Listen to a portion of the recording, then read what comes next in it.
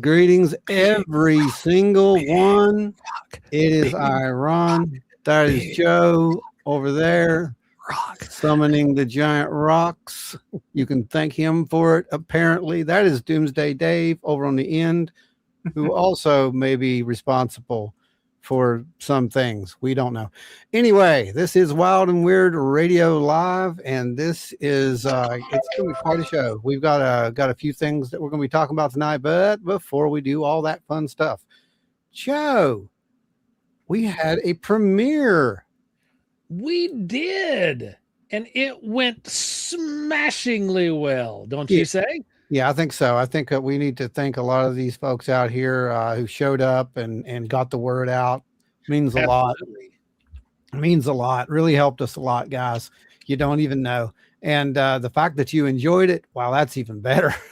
Because, you know, sometimes it seems like we're just kind of doing these things for ourselves at times. So I'm glad you liked it. Joe, let's get everybody welcomed in.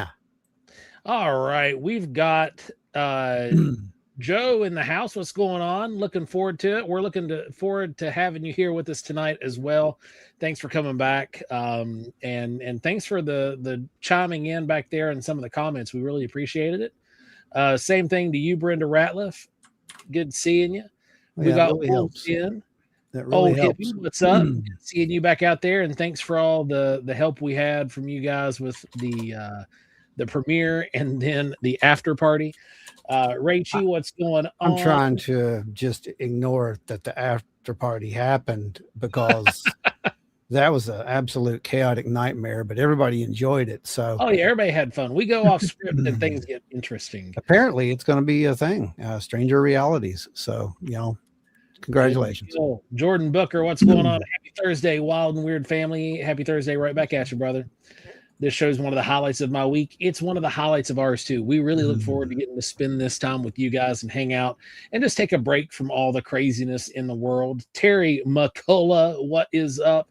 LR Miller, good to see you out there, man. Donna Ho's in the house. What's going on, Donna? Now has shown up out here in the chat. Anita Allen, Ada Cox, Gary. There we go. Uvaru. What is up? Then let's see who else we got. Dave Eggleston getting on here early before I'm summoned upstairs for toddler wrangling. Man, I feel that on a deep emotional level. Mine are actually just getting ready for bed. We just put them in bed just a minute ago. Let's see who else. Got everybody so far. Right. Hey, Terry Carter. What's going on? And Wichita Okie, what's up? Welcome. Good to see you back. Welcome. Dave Eggleston came for the paranormal, stay for the flute. Dave, all right. Hey, speaking of which, I gotta show you something. All right, watch. This is cool, Joe. You ain't seen this yet. You ready? Hey, look, it's see-through. First of all, now watch. See-through. It's magic. It's a magic flute, man. Watch the magic flute. Oh, you got the extender set. Yeah, I got the extender set, so we can do some different things with this now. Neat. So you guys will get to hear that later. LR, Those good thank you. Just an Thank old you. hippie. Ada Multiple Cox, thank you. blessings. We've got four Blessings. blessings rolling out at you guys. Ron, give them a tune. All right, sure. Why not? Let's do it. Kilroy, what's little you got the little thing. It's actually Kilroy. Oh, it is. Look at that. Check it. Here we go. From the flute side.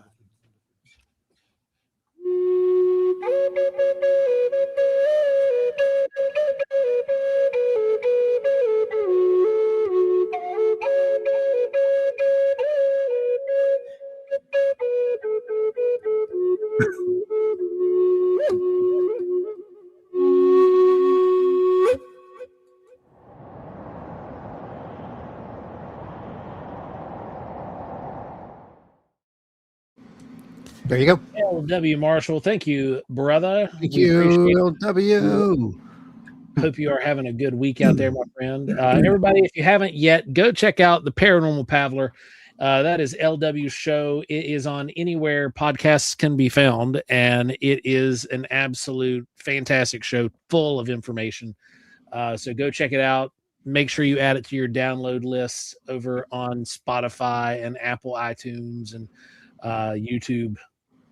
Yep. Music. Is it? No, I don't. I'm not sure. Music now for instead of Google. Instead of Google, it's now YouTube Music. Okay. I know they're doing actual YouTube pods. That's right. It might have migrated again. But that's right. They were doing YouTube pods. Might have, yeah. Because it's kind of bogged down their servers, I believe. Gary Foote, thank you so much, brother. We appreciate you guys. Again, do not forget April 18th. It is the community get together. We are going to be gathering in South Charleston, West Virginia, April the 18th. Food, hanging out, having a good time, some giveaways, sharing prizes, sharing some data. Got a little surprise that we're hoping that we can bring over there to show you guys. Maybe something you haven't seen yet. So it'll be really cool. It's Ron in his calendar. It's not. So anyway. Man, oh man. Let's you know what? Let's just go ahead and kick off the news, because we got the news to kick off. There's a little bit in the news, and then we've got some other stuff that we have to get to about some disclosure stuff and whatnot. So it looks like we go.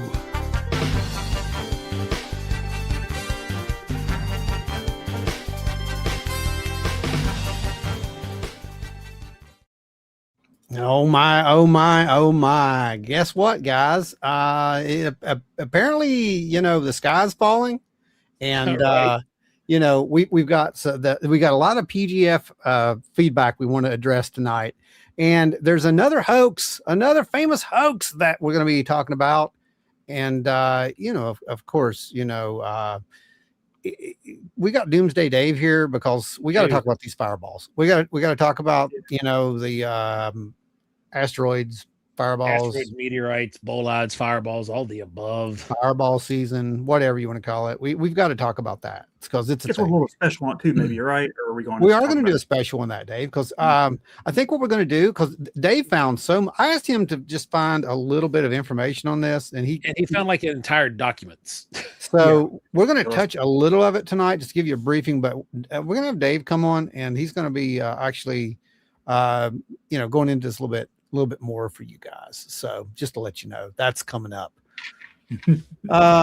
Anyway, so what do we got? We got people talking. We do. We've got some folks saying they can't wait to have the get together. Looking forward to Ada's pound cakes. Looking forward to getting together and meeting with everybody again. It's going to be a good time. Yeah, that's a lot of fun. And for those folks who are brand new and don't understand, that is a physical get together that we do. It's funded by all those donations you see, the blessings as we like to call them. We take those and put them back into doing these little get-togethers and all the other things we do, the research and so forth. Everything you see, Strange Realities, there's a good example there. The equipment that was in that, it's all you. You're the ones who do it. This whole show, literally, it runs off of you. So we thank you, every single one of you. So if you see that, just understand those little things we put up, we play the flutes and stuff like that. That's fun. That's a thank you from us to you. And then you're going to get some other cool stuff. Like we said, there's going to be some really cool giveaways and some neat prizes. We gave away some good prizes last year, as I recall. Yeah. There was a series of great prizes that were given out, and you guys will have a chance to see that same thing happening again at the meetings this year. So look forward to it. Gonna be interesting. Gonna be fun. You guys are gonna enjoy it if you can make it. And again, it's free. It's April the 18th, South Charleston, West Virginia. Mark your calendars. We'll get a graphic up there for you probably next week, and with the dress and everything listed for you. Yep. So where should we start? Let's see. If we can get a strong enough signal, Hippie, we are gonna try. If we can't, we're going to be recording segments of it and we'll post it in a video afterwards. Yeah, we tried to figure that out last year, and we still couldn't come up with anything. So yeah, I think we might do what you just said. Strong enough, and it was like watching like Mario on NES. But we did go back and make this little short of kind of what happened there and whatnot, and some of the highlights. So, which is really cool. All right. So anyway, you guys saw, as I saw, we got a lot of comments on the podcast version that we did of the PG film, right? And we're not going to beat this thing into the ground. I'm just going to let you know that right now. This will probably be the last time we really address this, unless we have to, or until we see some actual real something. Yeah, until we actually see the documentary and we have something to go on. Yeah, something. Yeah. But we are going to touch this because there's some really good comments, and then there was some really interesting comments that kind of we can use to illustrate the current nature of the reality of the phenomena at this point, I think. Yeah, I think so. Yeah. Right? Somewhat right? Okay. So let's get started with that, Joseph. Well, we had more activity on that video than we have anything since Paranormal Horizons. Well, actually, we saw it and Strange Realities debut. They raced each other.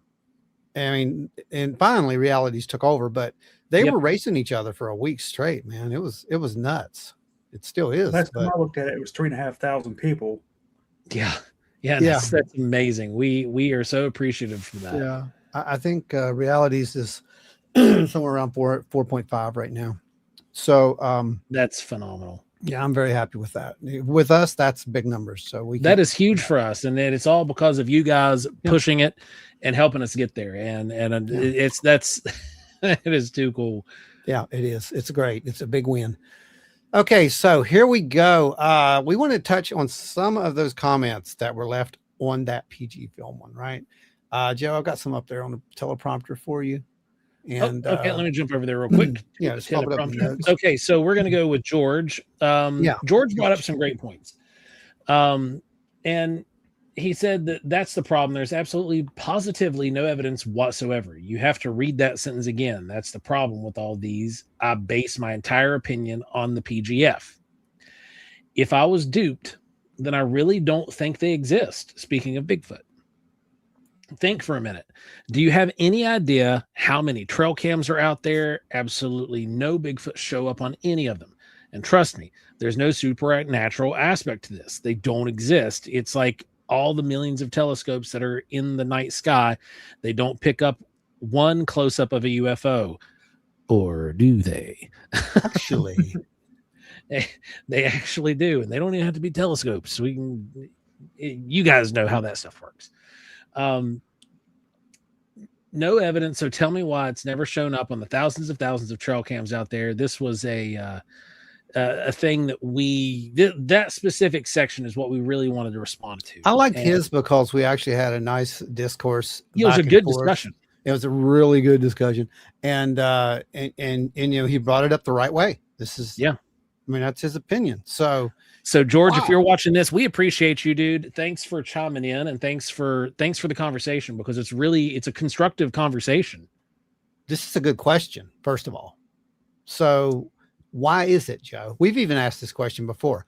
Why is it that it doesn't show up? If this is a physical creature, and I'm saying if this is a physical creature, why has it not shown up on any kind of, trail cam? There are trail cams now that,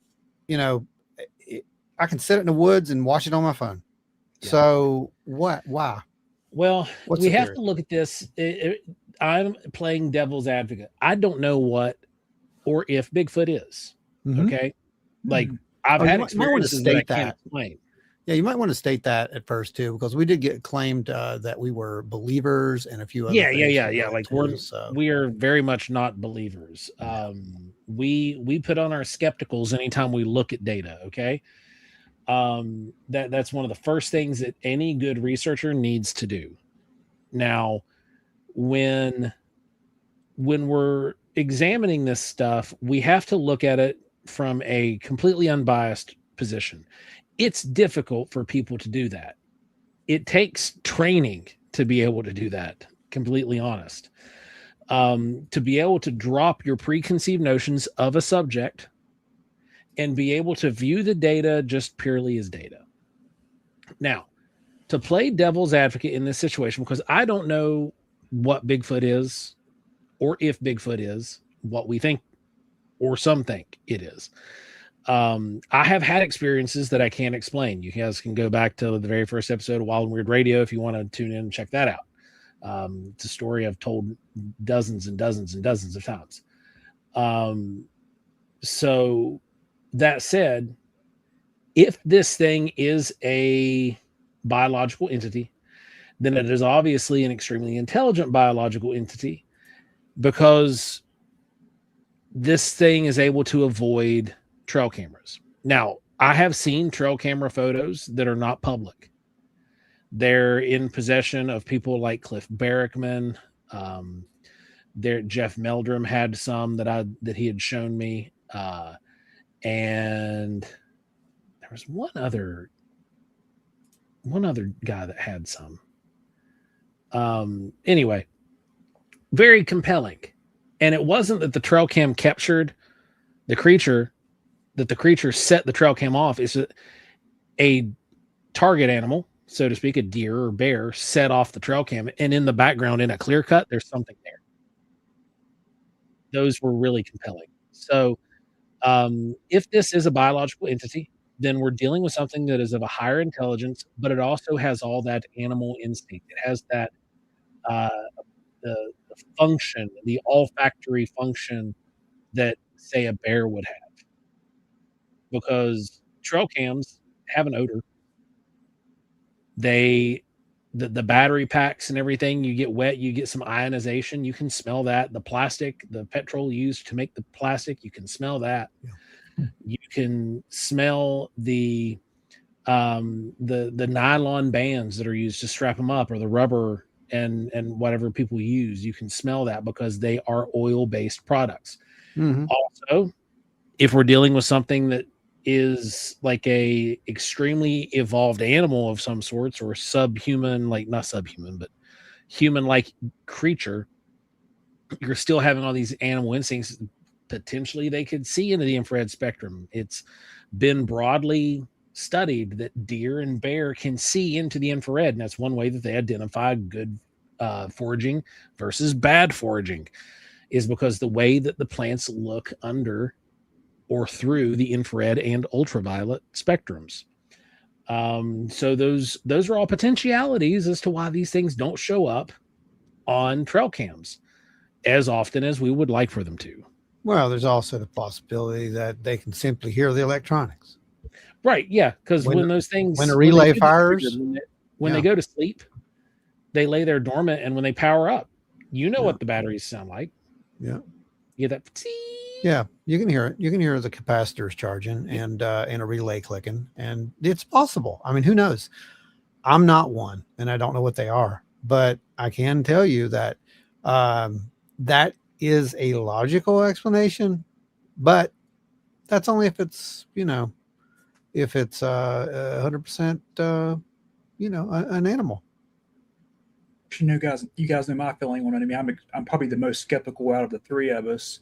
Uh-huh. Even though I've had that one experience I talked about a couple shows ago, up there in near Whitaker Falls, West Virginia, and um, I mean, I think there's something going on because I've had experiences in the woods that's kind of unexplained, startled me, but again, I don't know what it is. Ashley's here. Yeah, I think that a lot of people have, but the problem is what he's saying is, it's not enough. It's not good enough. We've seen the blurry stuff, all this. Why do we not have anything good? And honestly, I can't say that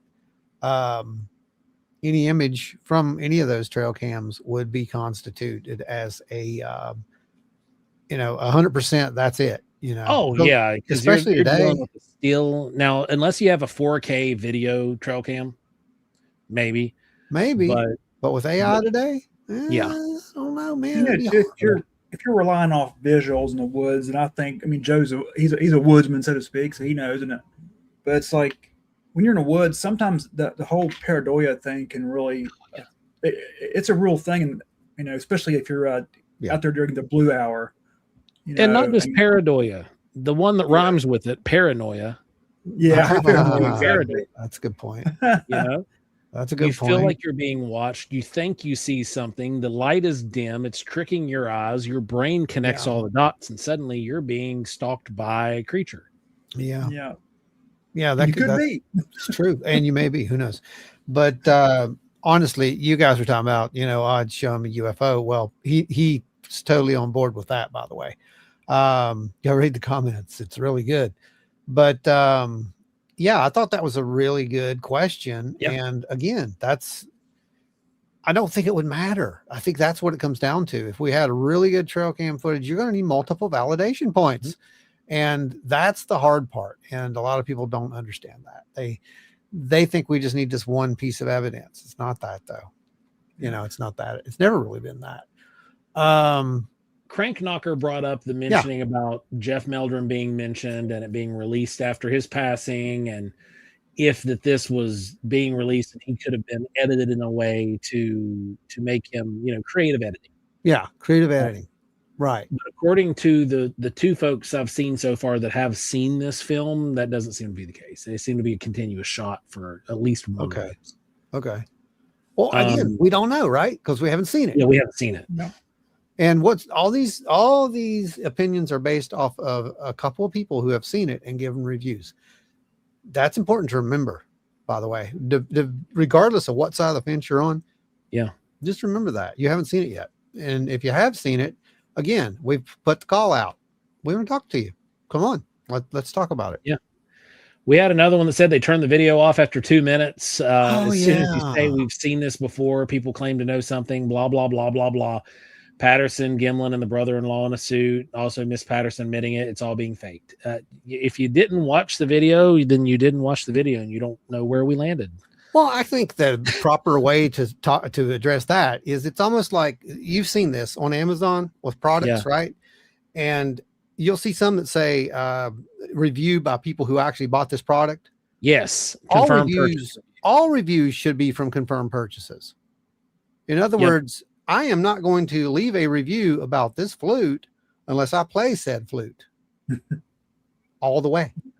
It's got to hit all the notes and it's got to be good. And I'll leave a review. Yep. Because if not, I can say, well, that's just a cheap looking plastic piece of junk. Well, it's not. It's really darn good. And again, we're not a sponsor for them. I'm just saying that's an example. You just don't do that. You watch the whole thing and then make a decision, because we actually echoed literally what he said. Oh yeah, absolutely. Then we had somebody else that was commenting. I love this one. Yeah, they made the comment. The guy on the left says he will only be convinced if the suit is found and forensically analyzed. Guy on the left. Sorry, right, but this is ridiculous. If a 6-year-old suit still existed, it would be in very bad shape. Mm-hmm. It would, and Ron, you agreed that it would be. And I left a very good response, but you can go read that one too. We're not going to get to my response on it, but Yeah, of course it would be. And I never said that this is a thing that we have to have, as in, oh, you got to go get it. Like a couple of people thought that, and they responded the same way. That's not what I meant. I mean, if you want to settle this once and for all, find the suit, find a part of the suit. Yeah. Oh, it's impossible. No, it's not. It's not unless it was burned. Now, if it was burned, yes, 100%. Again, I said it was impossible that it was burned. And here's why. We've made stuff. We've made some really good stuff. It's pretty hard to burn something that you put a lot of time, effort in. I don't care how much money that you think you're going to make off of it in the future, which he didn't know that. He had no clue. I mean, they really didn't. So unless it was after it was already starting into production, like the timeline on that part's fuzzy. They didn't really get into that. Right. So here it was already at that point where it was making $5,000 a week. Then maybe like it just depends. Like, he's like, I gotta, if in fact it was a fake, then like I gotta burn the evidence to keep this thing rolling, keep the gravy train moving. Sure, but I can't agree with you because that's also part of this, you know. Oh yeah, right. Keep reading. Also, the guy on the left pushes the idea that no one would have ever burned the suit, and he thinks that someone would have burned it is crazy, even though the guy on the right, it's me, thought that and clearly disagrees and says so, and he wouldn't let go and calls the idea stupid and seems not to realize the other guy disagrees with him. I wasn't calling the idea stupid as much as I was calling Joe stupid. Okay. This is called point and counterpoint. It's a thing that used to happen back in the day, back with real media, right? With some of these evening news shows. That's what they did. Someone would bring up something, someone else would bring it up, just a counter of it. And there would be this discourse back and forth. It wasn't an argument. It was a discourse. It's used to engage people, to get people to talk, to get people to think. It doesn't. Jesse and Joe from Heaven Holler are in the house. What is going on? Hey guys, it's used basically to get people to communicate. Yeah. It's not because someone's right, someone's wrong. He disagrees with me a lot. I disagree with him sometimes. The funny thing is we can read each other and we know what we're doing. If you watch the show, you'd know that. Right. And the thing is, you are 100% allowed to disagree. Yes. Or have, it might not even be a disagreement, but you might have your own idea about something. And I have my own idea about something and how to do it. And we're both going to test which one works. Yes. Like that's just how it works especially with you and I and the creative projects we've been involved with. And Dave is probably the same way. You know, I've never worked with Dave in a creative project until we're going to start working on this. It's terrible. It's terrible. And I'm sure that he is going to gripe about how I do some things and say for me to do them different. And I'm totally fine with that. Wouldn't recommend it. Wouldn't recommend it. But I will say though, Joe, the audience really has no idea the behind the scenes watching you two fight and wrestle in the ground in the mud. That's really something impressive. Like trying to. He thinks he's joking. That's the funny part. He thinks he's joking. Right? He throws really good left punch, but Joe's bigger, so Ron's been down a few times. I'm faster. Yeah. He's bigger. He runs fast. So here's the thing. He climbs those vertical hills pretty quick. It's been documented. Anyway, here's the thing.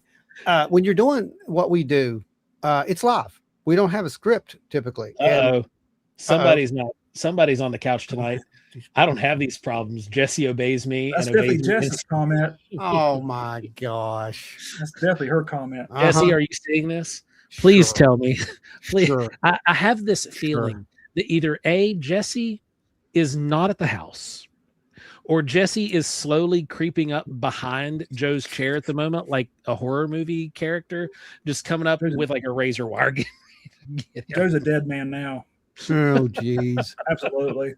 Anyway, our final one again was not bad. This guy, none of them were bad, really. This guy was really good though.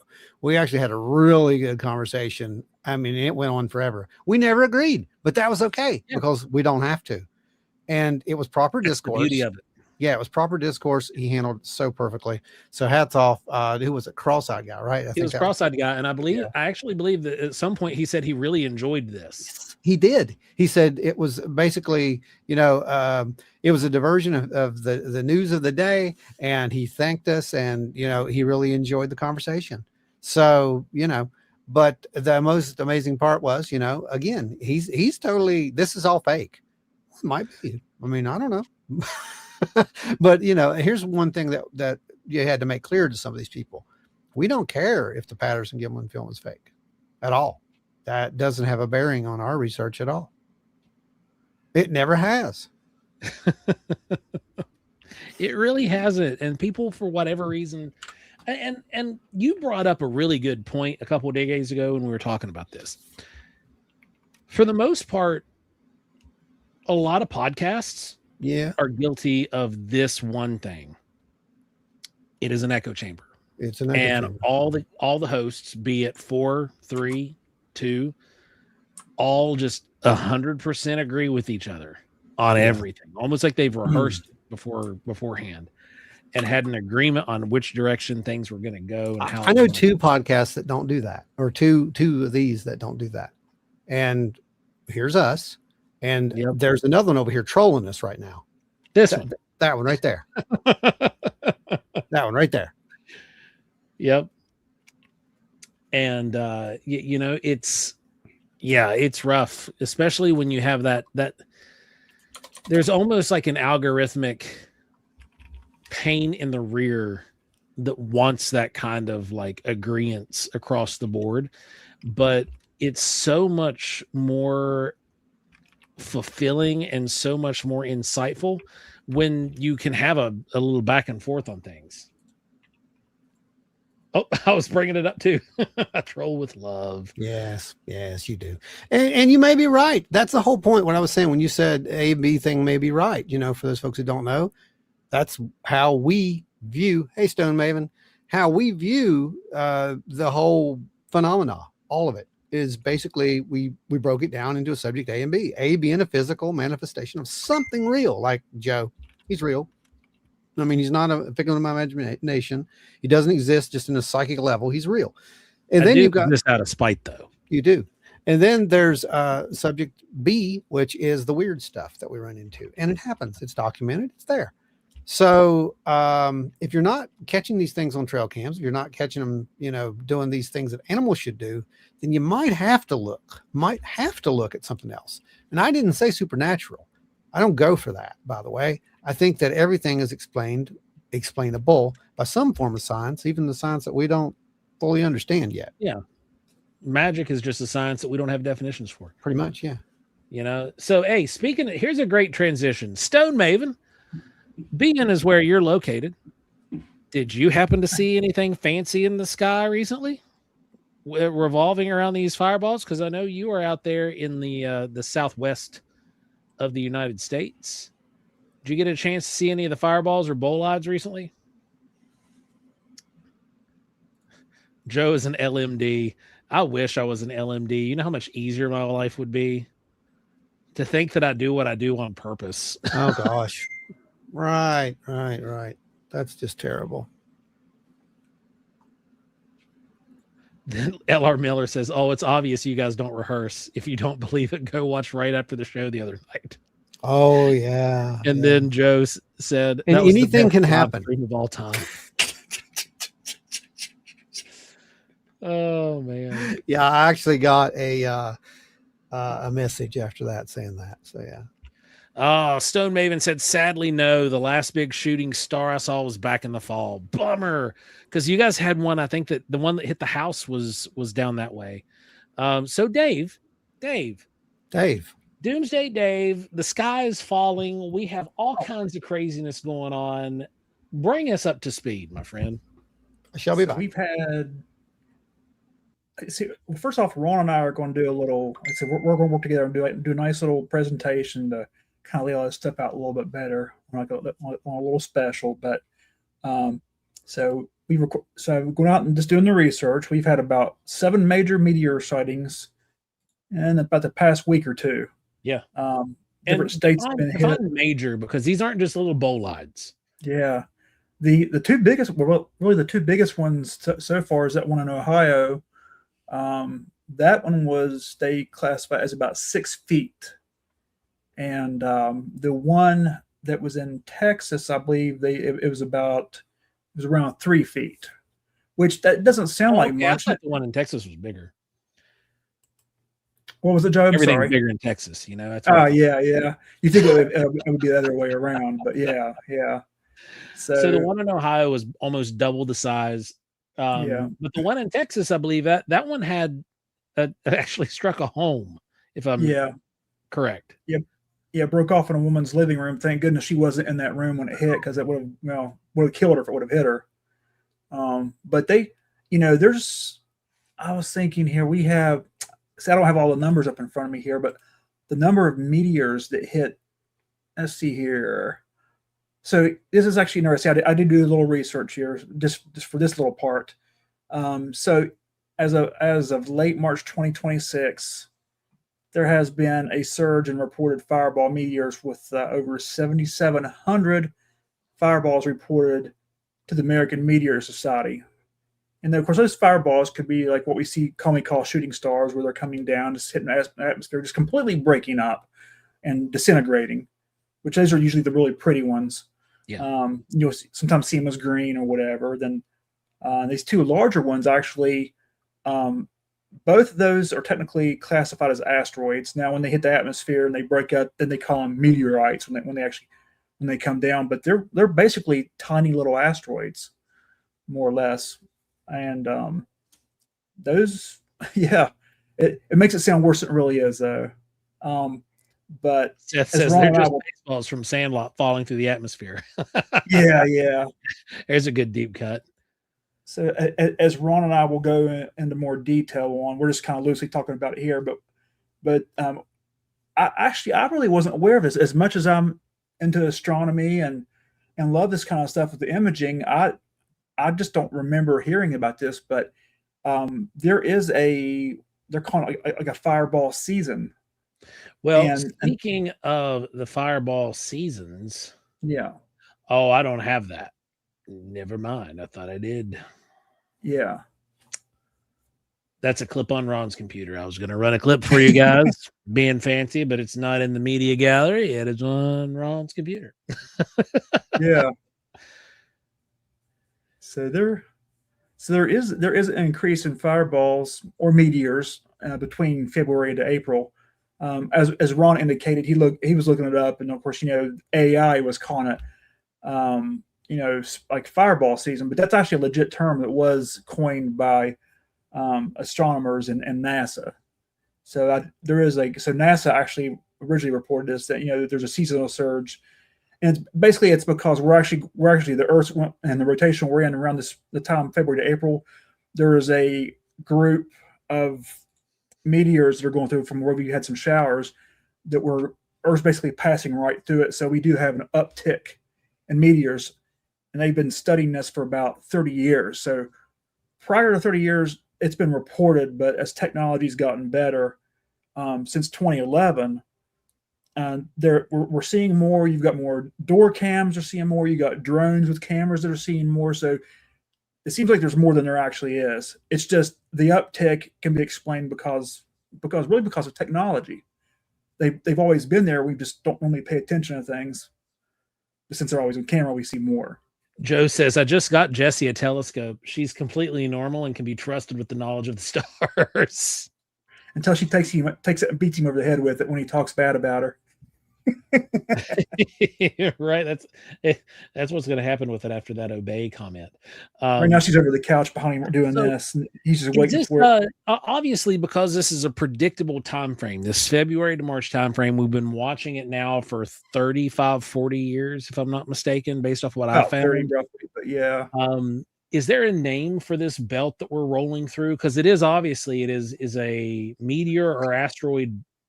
Yeah, there is every 10 to 15 years.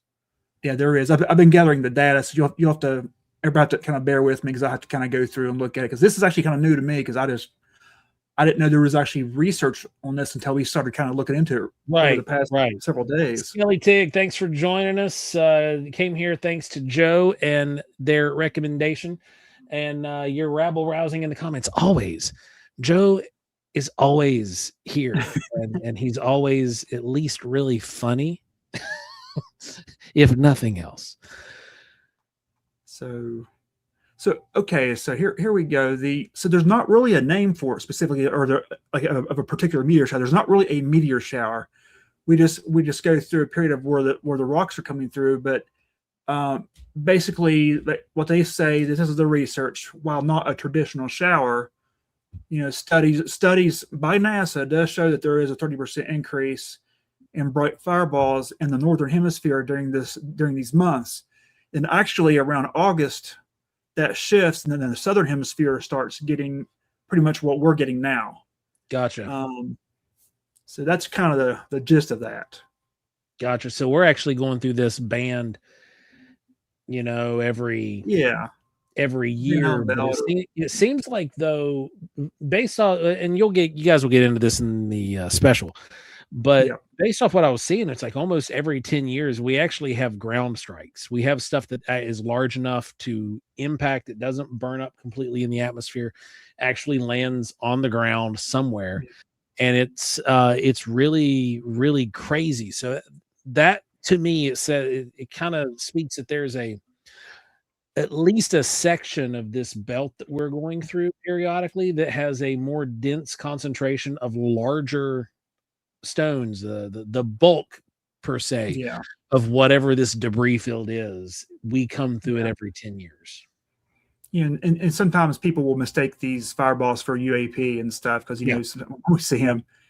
Because there was one report that I saw somebody actually on Facebook talked about they thought they saw a UAP, and what it was, the fireball, instead of how we would normally see them like from kind of like side on, it was kind of edge on or face on, so it looked like it was like just a UFO, like a UAP coming at him. Getting bigger and bigger and bigger. That is not the direction you want to be watching. A bolide or meteorite is coming directly at you. So we're not at risk of anything major hitting us. Now NASA, those who observe these, to my knowledge, and don't take this as gospel, to my knowledge, they did not see this 6-footer coming or the 3-footer that hit in Texas. But they're also extremely tiny for equipment to pick up. There's some equipment that can pick it up, but as we talked about earlier, James Webb has picked up, like pre-2011, the amount of asteroids, for example, that we knew about. There's a specific number. Again, Ron and I'll go over that later when we do this little video. But post-2011, as James Webb started going up, and we have some of the others, Vera Rubin's getting ready to come online here, I think, in June. The number of asteroids that they have found, I think it was over 7,000 more than what we were aware of. But we're totally, it sounds terrible. People are like, yeah, BS, but we're totally safe, really. Big rock. Yeah. Big rock. Yeah. We're only safe by margins of time. Yeah. That's what we're safe by, margins of time. And that's how that goes. But did you guys go over the similarities of this and the 2016-2026 event yet? We referenced them. We didn't go in an in-depth. Well, I can show you. Here, I got. Yeah, if you want to run the clip for that, got a little video. I'm ready to run the clips. I tried, but they weren't in the library. They're not in the library. They're over here. That's how it saves memory. Gotcha. So it's trying to load it right now. Okay, here it is. Fireball. Where are you at? I think it's this one. Oh, here you go, Dave. Here it is. Check this out. Oh, presentation, Joe. I got to get my big dashboard up. Uh-oh. All right. There we go. Did that fast. Good deal. Yeah, they had another update. It seems to be working right. So here's the event we just went through, right? These are the ones. And look at this. This was 2016. Remarkably, the observations that came in from almost the exact same area. Now, note that Florida's the only one missing off of this. Yeah. Literally, the only ones missing here is Florida, so we didn't get that. And this is the 2011 events that caused that article to be written that Dave was talking about. So, yeah, it would appear that it was a thing. So, and the data checks it out. So, Dave, here's my question, Doomsday Dave. Are we doomed? Was this a big sign, that because they're all saying, it's the signs. I think it's pretty natural. I think, it looks like a cause for concern. Like I said earlier, it's because more people are aware.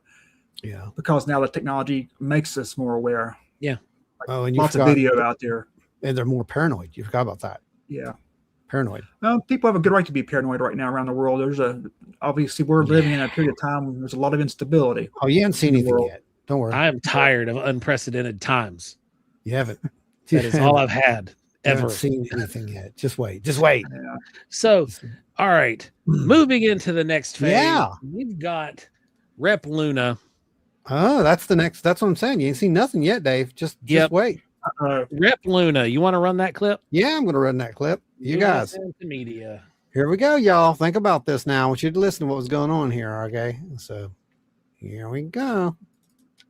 Then there's evidence, and I've listened to all your brilliant interviews. Obviously, the most notable would be with Joe Rogan, where you got him to read the Book of Enoch out of the Bible, and I even downloaded a whole video that I've yet to watch on this. Okay, but so it would be biblical. These UAPs going back thousands of years.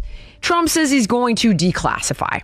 Hegseth says we're going to do it. I don't think anyone's going to do it. Are they going to do it? No, I think they're very serious about doing it, and Really? I won't get too much into the specifics. Yeah, I definitely think that they're going to do it. What's been interesting is, so obviously there's been footage that my committee released. Actually, it was Eric Burleson that released it, playing it in the committee that we had for the declassification task force. And we can't explain that. And there has been other instances of footage that we cannot explain. And we have dealt with an agency, not the CIA, that specifically has an internal task force that is looking into all this stuff. And as soon as we get the official on paper declassification order, I want to do a press conference with all the information that we are told and shown in that briefing, because it's important for people to know. But, the federal government's never going to tell you, if they can't explain something. First of all, they're likely not going to admit it, right? Right? Isn't that literally what we've been saying, though? Yep. She goes farther, though, and it kind of starts to make sense. But pay attention to some of these things that she's hinting at here.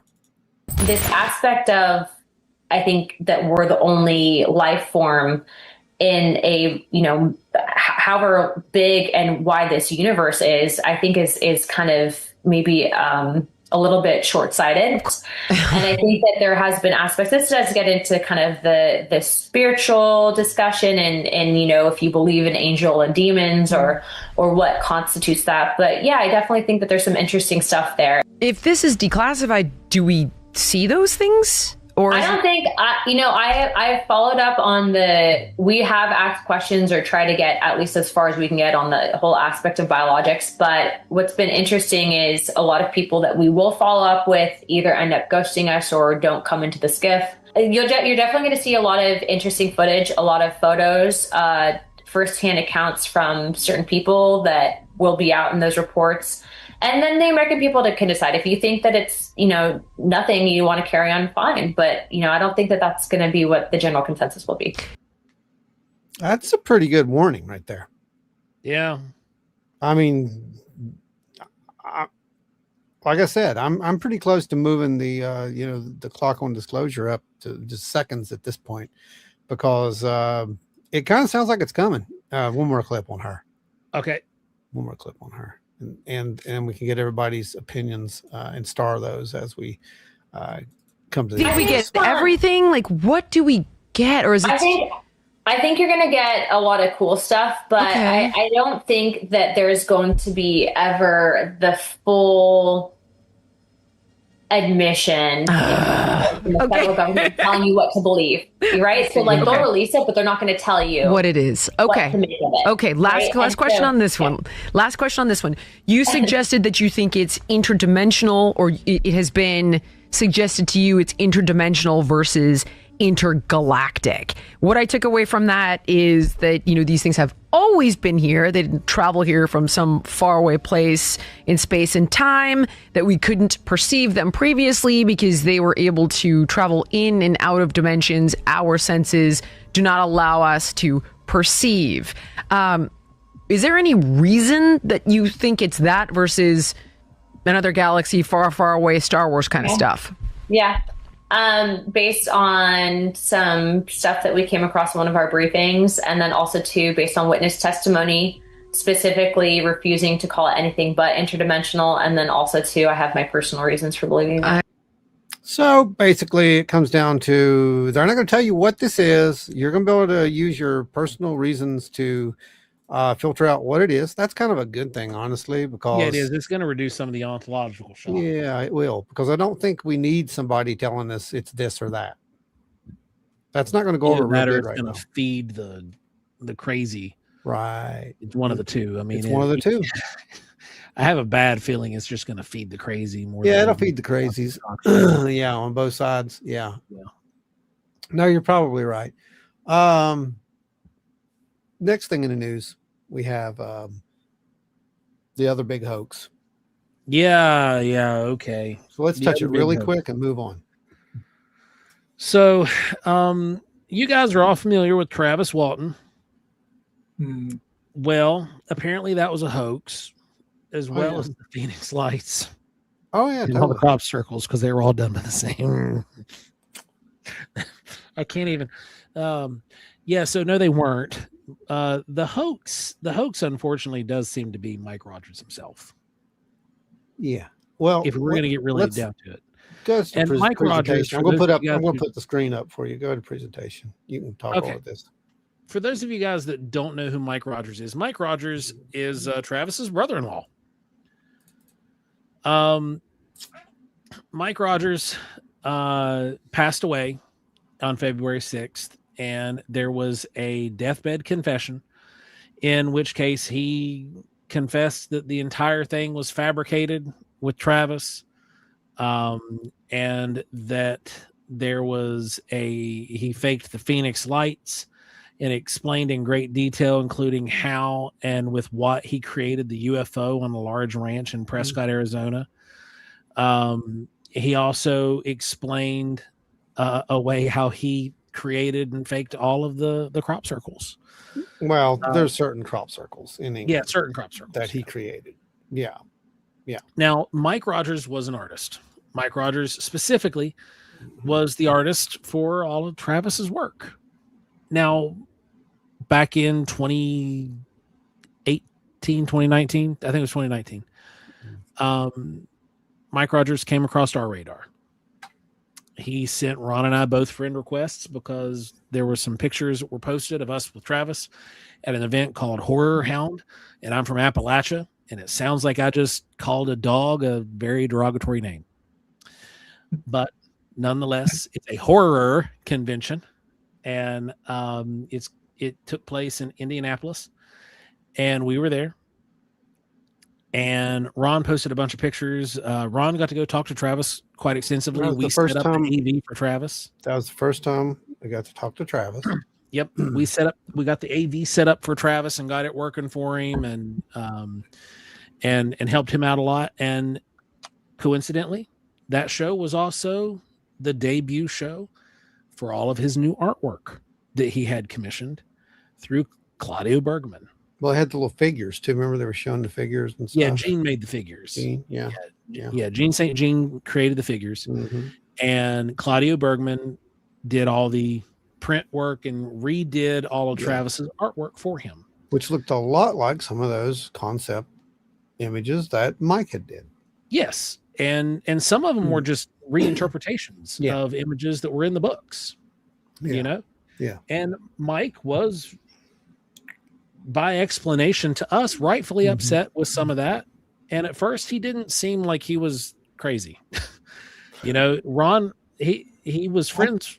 He I actually talked was to him. kind of friendly with us for months. Yeah, I actually talked to him by complete accident. I hit the wrong button and ended up doing a call with him, and he answered the phone before I could hang up. I was like, "Oh crap!" And he answered the phone. Yeah, it's Mike Rogers. What?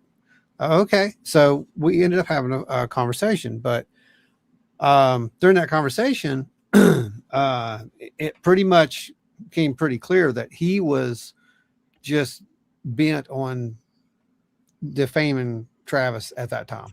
And what it came down to, he went so long for being and was actually really level-headed with us and was cool with us, didn't try to smear Travis at all. And then all of a sudden there was this conversation with Ron and it opened the door. Yeah. I remember calling you guys. I was like, well, I just got off the phone with Mike Rogers. He wants to come on the podcast. And, and I'm like, but let's wait and see what happens with this. Right. And thank God, because it was literally like weeks later that he went on someone else's podcast, did all the drama that took place back then. And he just passed away February 6th. This all took place 7, 6, and 5 years ago. It was 2021 when he made the actual announcement publicly to everybody. Publicly said, I'm no longer associated with this, and I don't want to be anything, to deal with it, blah, blah. But when we had the conversation, I got it at the end. I'm like, this is a family matter. And that's what it was. It was a family matter. That's what it came down to. And I'm like, we don't want to get caught in the middle of this. And I'm glad we didn't, to be honest, because sometimes it's better to leave some stories alone. Yeah. And Mike told us things, and Mike's story evolved. Oh yeah. Yeah. And it changed. And then when it came out in 2021, it was almost a completely different animal. Yeah. Well, he was writing the book. Was. Where the book he was writing, the illusion, the book on illusions. Yeah. And then he was talking about the Phoenix Lights, and he was hinting toward it being a balloon, because I remember asking the question directly, and he didn't confirm that, by the way. He would not confirm that. He also did not confirm 100% that he did not see Travis get abducted. He did. He said he did not, he saw something, but he said he did not see the craft. That's what it was. And I'm like, all right, whatever, because I didn't want that. So I didn't care at the time. I'm like, you know what? It's okay. I've seen all your posts at this point, and we know where you're going with this. And what it came down to was Travis was making that new documentary, and he made it in secret. Like, he didn't tell him, I guess. And that's kind of where this all. I don't see the connection to the Phoenix Lights. I don't understand that connection, because there were so many eyewitnesses. It's in Arizona. It's literally it's in Arizona, and he was in Arizona. That was the connection. The eyewitnesses to that. That was huge. Yeah. That just seems kind of questionable, in my opinion. I just don't know about that. It is, and so that's the reason. Just to let everyone know, beware anyone getting ready to write a book. Good job. There you go, buddy. And but yeah, for real. And when it comes to him, like, he was actually really nice with us. But I think he was nice with everybody. Yeah, he was really nice to everybody except Travis. And then he just went the opposite direction. And when he went off the rails, he went full send. There was no holding back. He burned all of his bridges. Well, the admins on all the pages burned all of his bridges too, because a lot of he was kicked out of all the pages. All the groups kicking him out because he was getting belligerent and posting all kinds of fabrication. It was a mess. It was bad. And he also, it was clear that he also suffered from some form of like either severe anxiety or something. Like there was a lot going on, and watching it all unfold was not comfortable. But it's one of those things where, when we saw the deathbed confession, this was one of those things we just so happened to somehow find ourselves also in the middle of. for whatever reason. But, and then we would run into Travis again later. And by the way, the first day I met Travis, I really put him to the test. He just probably didn't know it, but it was easy. It's very easy. And you can look at someone and tell, their thought processes when you ask them such a hard question as this, and, no, his answer was legit with someone who had experienced something, and he experienced something he couldn't quite explain. Yeah. And that's literally what he was saying. And he told me about how he's tried to rationalize it over the years. And he thought that, they didn't mean to hurt him. He said, back then, it scared me. I didn't know. I thought they were, they were trying to hurt me. But he's like, now that I look back, he's like, I think they were trying to fix me. I think I got too close to that thing. I think that it did something to me. He's like, I don't even know, but he thinks that they fixed him. And that's his story today. Makes sense to me, especially after we hear some of the stuff that we've heard from individuals like Gary Nolan, who has been familiar with certain cases that we can't say it's this one, but we can't say it's not this one, so to speak.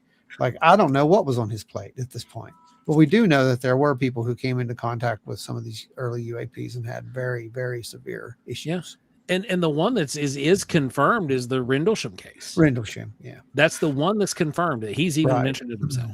Right, exactly. But we don't know about Travis, but it would be interesting to see if, those are part of this, disclosure in the future, maybe, right? It'd be something, wouldn't it? Should be. It'd be really interesting. It would be. But anyway, that's the news as far as it goes with what's going on in that kind of a, capacity.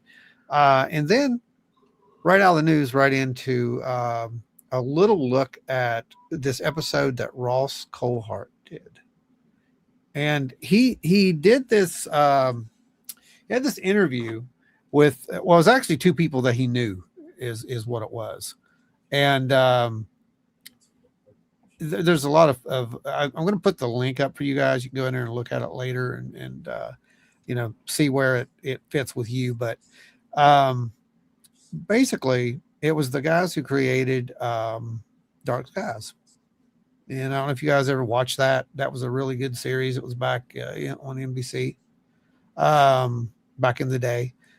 And NBC likes to, cancel everything that they do. So. Anything that's remotely good, they cancel it. Yeah, and it was remotely good. It was actually good. Cancel it immediately. Yeah, and it was really good. It was a literal telling of this this investigation where you had the JFK thing involved, and then aliens, and then Majestic 12. Majestic 12 played a big role in this. And what was really funny about it is they were actually approached by someone who said that they were in the government, and they came on Ross and told their story. So I'm gonna play some of those clips for you because it's literally really an incredible story. This has been going around for a while in the background. Like, people have been talking about this for some time. They even talked about it a little bit, but they eventually released something here and revealed something that is weird. I mean, on our level, weird. Like, everything kind of happened for this reason, weird. So let's get into that, and I'll show you what we're talking about. When we last looked at this subject matter on Need to Know, we ended with you admitting to me that you'd lost a piece of paper on which a Navy intelligence officer had written what he described as the secret of the universe. And we are going to be talking about it. We can talk about it right now. Just to bring your audience up to speed, though, what you're referring to, you mentioned in your introduction, we were having a, Dark Skies was in 1996. It was an NBC series. And in September of that year, we were having a party right out here in my backyard. And Ross, you've been there. You've seen that backyard. Same backyard all those years ago. 200 people were out there. They were the cast and the crew and the executives and everybody. And Brent and I knew pretty much all of them, except one guy got introduced to us. And he said that he was somebody we didn't know. And he said he'd been sent there by naval intelligence because they had seen our pilot and that they felt we got a lot of things right, but they wanted to work with us on getting some other information into our TV series. As you do, right? Assimilation, maybe?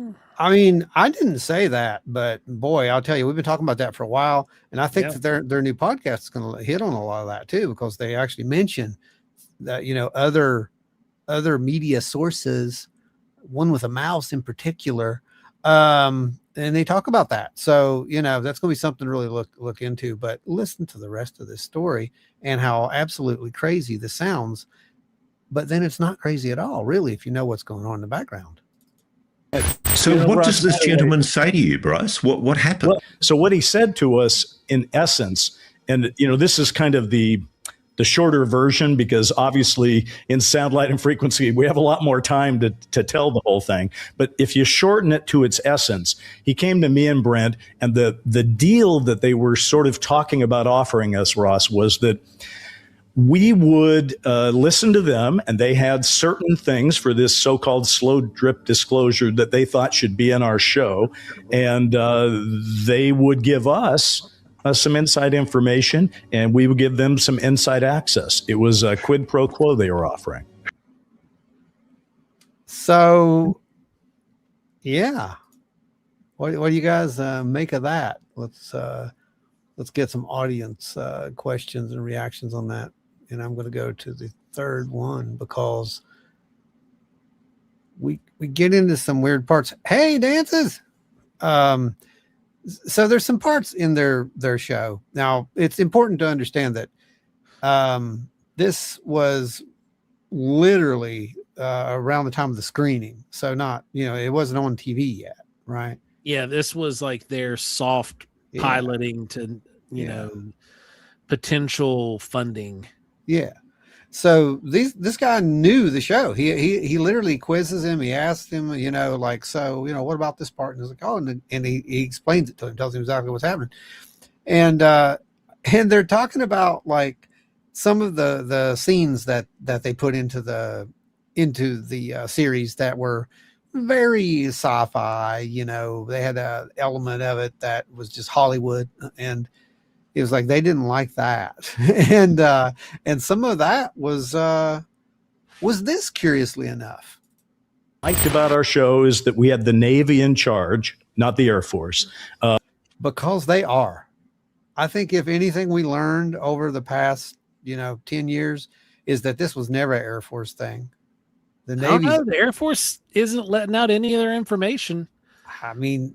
So is the Navy like just kind of playing scapegoat? What are they doing? The fall guy? What's going on with that? It depends. Joe? I honestly think the reason we're getting more information and stuff from the Navy has to do, if you look at the focus of so much of the UAP activity here recently, it's the underwater bases. It's the stuff coming and going traversal that are doing transmedial traversal, going from air to water, back to air without any kind of changes in their motion. And completely defying physics. They're not out there chasing the ones. You don't see Ross or any of these guys chasing the ones that are happening out in the Midwest. You don't see them chasing the one that's going out over Cheyenne. You don't see them chasing the ones out there in the Nevada desert. Appalachia, they're all out there on the oceans. Yeah. And maybe those might be the ones that are easier to explain.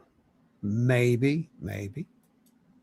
They liked the idea that the history is a lie, that there was this whole sub-level of history. But one of the things they didn't like was what we called the ganglion. It was kind of a invasion of the body snatchers kind of thing that the network wanted. It had a little bit of horror elements to it. And you know what the guy said? Not at that party, but later. We had met him one other time afterwards. And he said, well, that's not the way it's done. Which implies, I mean, you've written a fiction series here. Yes. He's clearly implying there's a real way that aliens possess humans. He was talking about implants, if I'm not mistaken. Brent, is that your same memory? That was my impression too. But again, he wasn't specific. So that's not how that's done. Just, FYI, you're gonna put that in there. That's not how they do it. But I'm not going to tell you how they really do it. But so there's a couple other things. Guys ultimately that were in the second meeting with us. There was the person named JC who came to Bryce's backyard. Okay, so that was JC. Now, this is a separate meeting where this takes place again, because that's what happens when these guys make you an offer. They're, going to follow up. And out of the shadows. And then there was I think his superior, somebody higher up in naval intelligence, who frankly was a little dismissive, of certain things like the ganglion. It's like, that's not how it's done. And so he didn't really want to tell us how it was done. He just wanted to point out that was an area that we, stepped in it, as it were. But to really answer your question, though, Ross, what you have to understand is the Dark Skies pilot ends up with the main character, John Lowengarde's girlfriend, soon to be his, fiance, being abducted. And actual abductions, such as we've heard about, where people are either taken from their bedroom. She was taken from her bedroom in the pilot and taken to a craft. So they were on board with that. It wasn't like a possession. It was an abduction thing. But I think they were talking more about, they were just saying it's not a physical biological element being transferred from one person to another, that to the extent there was any kind of mind control or whatever involved, it was more of an implant. There's two guys. So there's something there that was talked about 30 years ago that really wasn't talked about a whole lot, that you're starting to hear a little bit more of now, right? Or am I reading into this? No. You're hearing it right. So it gets better. Keep that in mind. If that's the case, then this really gets better. And here is where it gets really good. Brent, there came a moment when you were conversing with these military types, Office of Naval Intelligence, if that's where they were from, and they drew something on a piece of paper. Can you tell me the circumstances of how that came to happen? Yeah. So what happened was that was at our first meeting with JC. And, when we were in the backyard talking to him during the screening of our pilot, he was polite enough to notice that he was taking all of our time when we were supposed to be, at this party with our guests. And so he said, you know what, here's my card. In case you want to talk further, give me a call. And so he gives me a simple little business card that says J.C. with a 310 area code, which was West LA at the time. And then I kind of smirked and said, okay, we'll give you a call, because the whole thing was still so surreal to me. And at that moment, his entire demeanor changed. He'd been very kind of friendly and agreeable. And all of a sudden, everything went very kind of quiet for a moment. And he said, I can see you're not taking this seriously. And he turns to my wife, who had come looking for me, and he says, ma'am, could I borrow a piece of paper and a pencil? And so she fishes through her purse and she pulls up a pen. And the only piece of paper she had at that time was one of those old ATM deposit the deposit envelopes, right? When you had to put the check in an envelope. So she tears off the triangular fold down and she gives that to him. And he takes the pen and he starts to draw something on his palm. And he's doing this for about 30 seconds. Kind of very engaged. And then he folds it up with his hand and he said, do me a favor, put this in a safety deposit box for about 10 to 15 years. And in case we don't make a deal, then you'll know that I was serious. And I took the piece of paper from him and I looked at it and it appeared to me to be just gibberish. And I said, what is this? And he said, sound, light, and frequency, secrets of the universe. Good night, folks. What do you do with that? What do you do with that? This is one of the best stories ever. I don't care if at this point, I believe them, first of all, just to let you know, because there's a couple of things in here that they talk about that's just like, oh my goodness, they didn't know this back then. Yeah. And this is crazy. But there's a really cool story. I didn't do the whole thing. You need to go watch this interview. It's really good. There's a really cool tie-in with this. Like there's a tie-in with Grush. There's a tie-in with just losing this. By the way, they lose the secret of the universe. Just to let you know, it's gone for years. And then all of a sudden it shows up because of another weird thing that happens. And it has to do with Grush. Because long story short, they're going to do this test run. Ross is there. they're going to do this test run, and they have a camera, and they have their son. They want to, or his son, I think it was, to come over and run the camera. And he's like, I'll pay you $500 to do it. So he comes over and he does it. Right. So he starts, at some point they start talking about that message again. And he's like, hadn't seen it forever. It was in the garage somewhere. So he does the same thing with his daughter. He's like, if you find it, I'll give you $500. So after 2 days, she finds it. And that's where it's at. So they're going to show this. This is the key. They're going to show this. They have a project, and they're actually going to show this soon. So everybody's going to get to see this. That's the crazy part so far. But it leads up to a little bit more nuttiness. Do we have anyone say anything out there? I can't see anything. We've got some Anita said, well, at least it's correct. And then a lot of people were saying that they watched the episode. It was really good. So stuff they stole from Nikola Tesla's notebooks. Okay. It does, like, he's the not same wrong. thing. Almost there. Can't say more. She cleaned out an old purse, and then and I was at a cocktail party, and I heard this guy said, and I wrote the sound, light, and frequency and on a scrap paper, and then they all laughed. Stranger things have happened, and there's a lot of things in here. It was just like, this is just crazy. But go ahead, Dave. Well, speaking of some stranger things, just a little bit of breaking news. Just take us away for a second. A friend of mine right here in Charleston, just saw a huge fireball streak across the sky over Charleston just here about 5 minutes ago. 5 minutes ago. See before reports come in. Is it on AMS yet?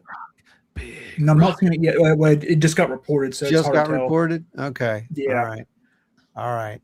Well, I wonder what color it was. Yeah. I don't know, but I'm going to say that I summoned it. Yeah, well, you might have. I don't know. Y'all need to stop. I've warned you.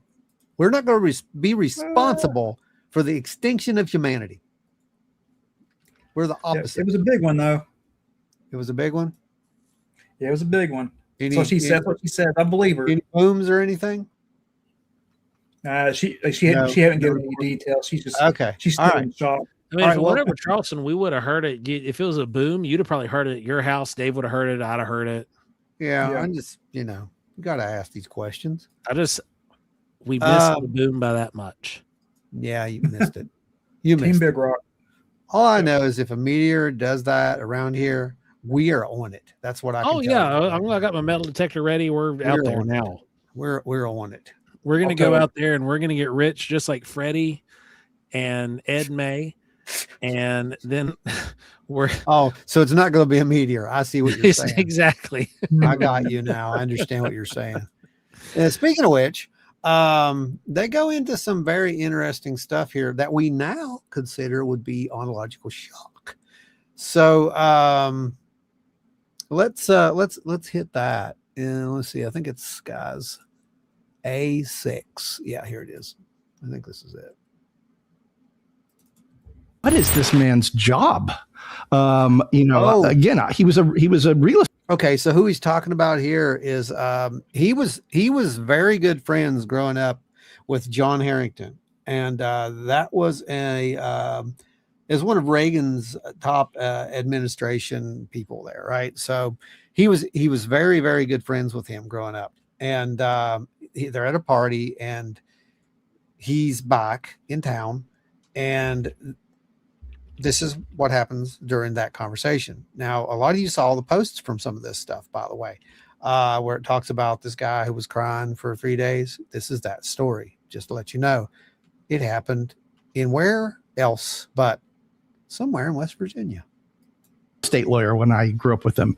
So he comes in, he doesn't answer any questions. There's a big family reunion. We have dinner, the whole thing. After the dinner, my friends are very interested in his daughters, so they go off and entertain themselves. And John says, let's you and I go out onto the veranda and catch up.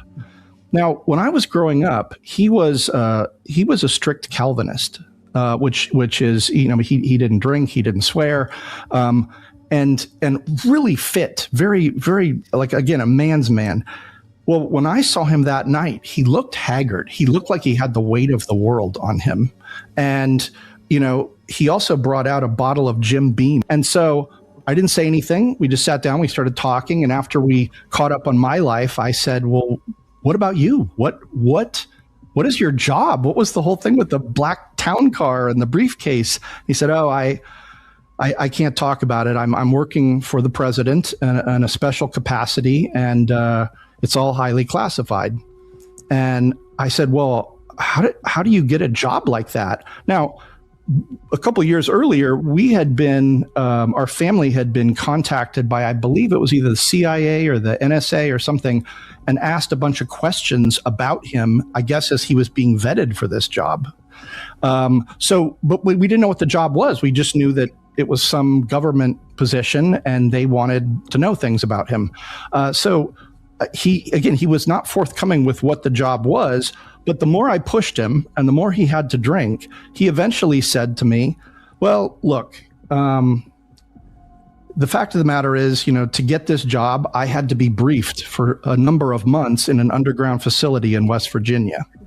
And, I was like, wow, that sounds intense. And he goes, yeah, I used to cry myself to sleep every night.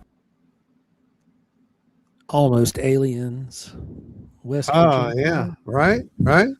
So, man, and the Flatwoods Monster.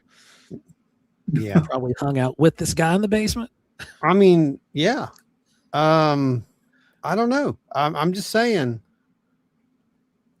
That's interesting. He was briefed on this, whatever it is, and he goes on a little bit more. This is also, by the way, guys, why you don't see me drinking that much in public. So I brought up something to Ron after watching this. The time. We have all this stuff. We've mapped it out before. There's definitely some kind of strange significance to our region. Okay. Yep. Between the Virginia, Eastern Kentucky, so like Western Virginia, Eastern Kentucky, Northwestern Virginia, West Virginia, into the Chestnut Ridge area, along to Youngstown, PA, and Ohio. That bubble. And if you remember a while back, I made a big chart and had that area highlighted because of all the activity. And it does seem that there's some kind of It's a rift window area, because It's that's a what we were portal. mapping all of it out for. It's a portal. We were mapping that region out for window areas specifically. And that area was extremely heavy. West Virginia just so happened to be all encompassed in it. That would make sense to me as to why this guy and why DC, it's close proximity to DC, the location of wherever he was going to be at to be debriefed. We've got an idea, not going to share that. Yeah. But got an idea where it was. It makes sense logistically. Not where you think it is. Right. Because I already heard people think that they know where it's at. I don't think that's where it was at. So no. Logistically makes sense. But for real, we had the 66, 67 UFO flap. We had the 1950s UFO flap. Yep. We had all this other high strangeness occur here.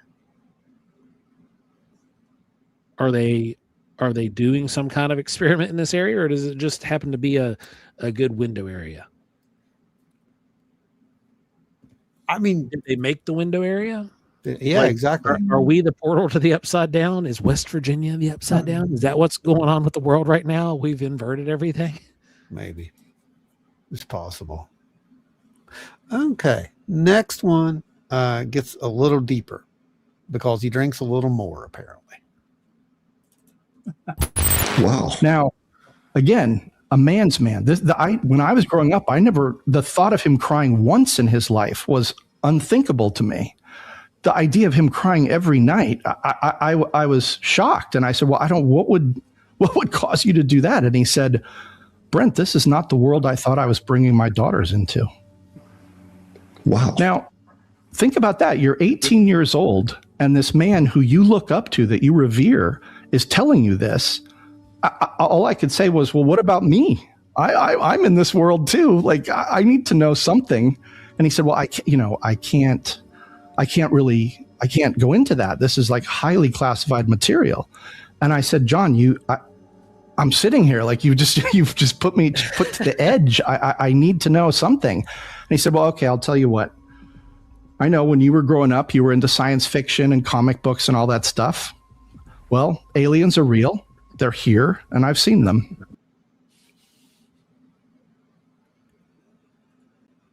Did he see them in West Virginia? That's the question I want to know. I'd say if he was being briefed here about it, if he had to stay here for months and he was being briefed here about it, he at least saw footage or pictures, and I would almost bet. Yep. So, let's see. Seth says the DOD uses West Virginia for all kinds of stuff. It's unbelievable when you start looking into some of the stuff. You also have some of the oldest mountains on the planet. It's hard to say what they could find. 100% right. True. Very true. And that's a point that we brought up many moons ago and on the Trail of UFOs to Dark Skies. Dark Sky, that's right. Coincidentally enough. Weird how things do that. The rest. Synchronistic, some might say. I know, right? Here's the other clip on that. And I kind of was taken aback, and I said, What do you mean? Are they alive?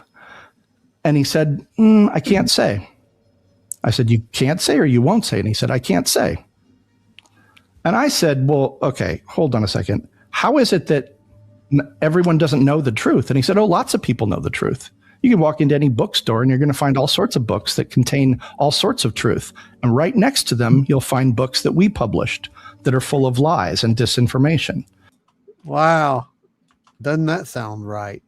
And he said, there's a multi-billion-dollar campaign to keep this covered up. There it was. And I remember in 1981, I was not a great student, so I don't know that I ever heard this in high school. I don't think I'd heard the word billion before. So I knew it sounded big, but I didn't even know what that meant. And I said, well, hold on a second. So you're telling me that there's aliens, there's a big cover-up. Is this never going to come out? And he said, well, watch this and pay attention to what he says and see if you've heard this before. Well, maybe in our lifetime, only if it has to, though. And I said, well, I don't understand why. And he said, we are in a God-fearing country.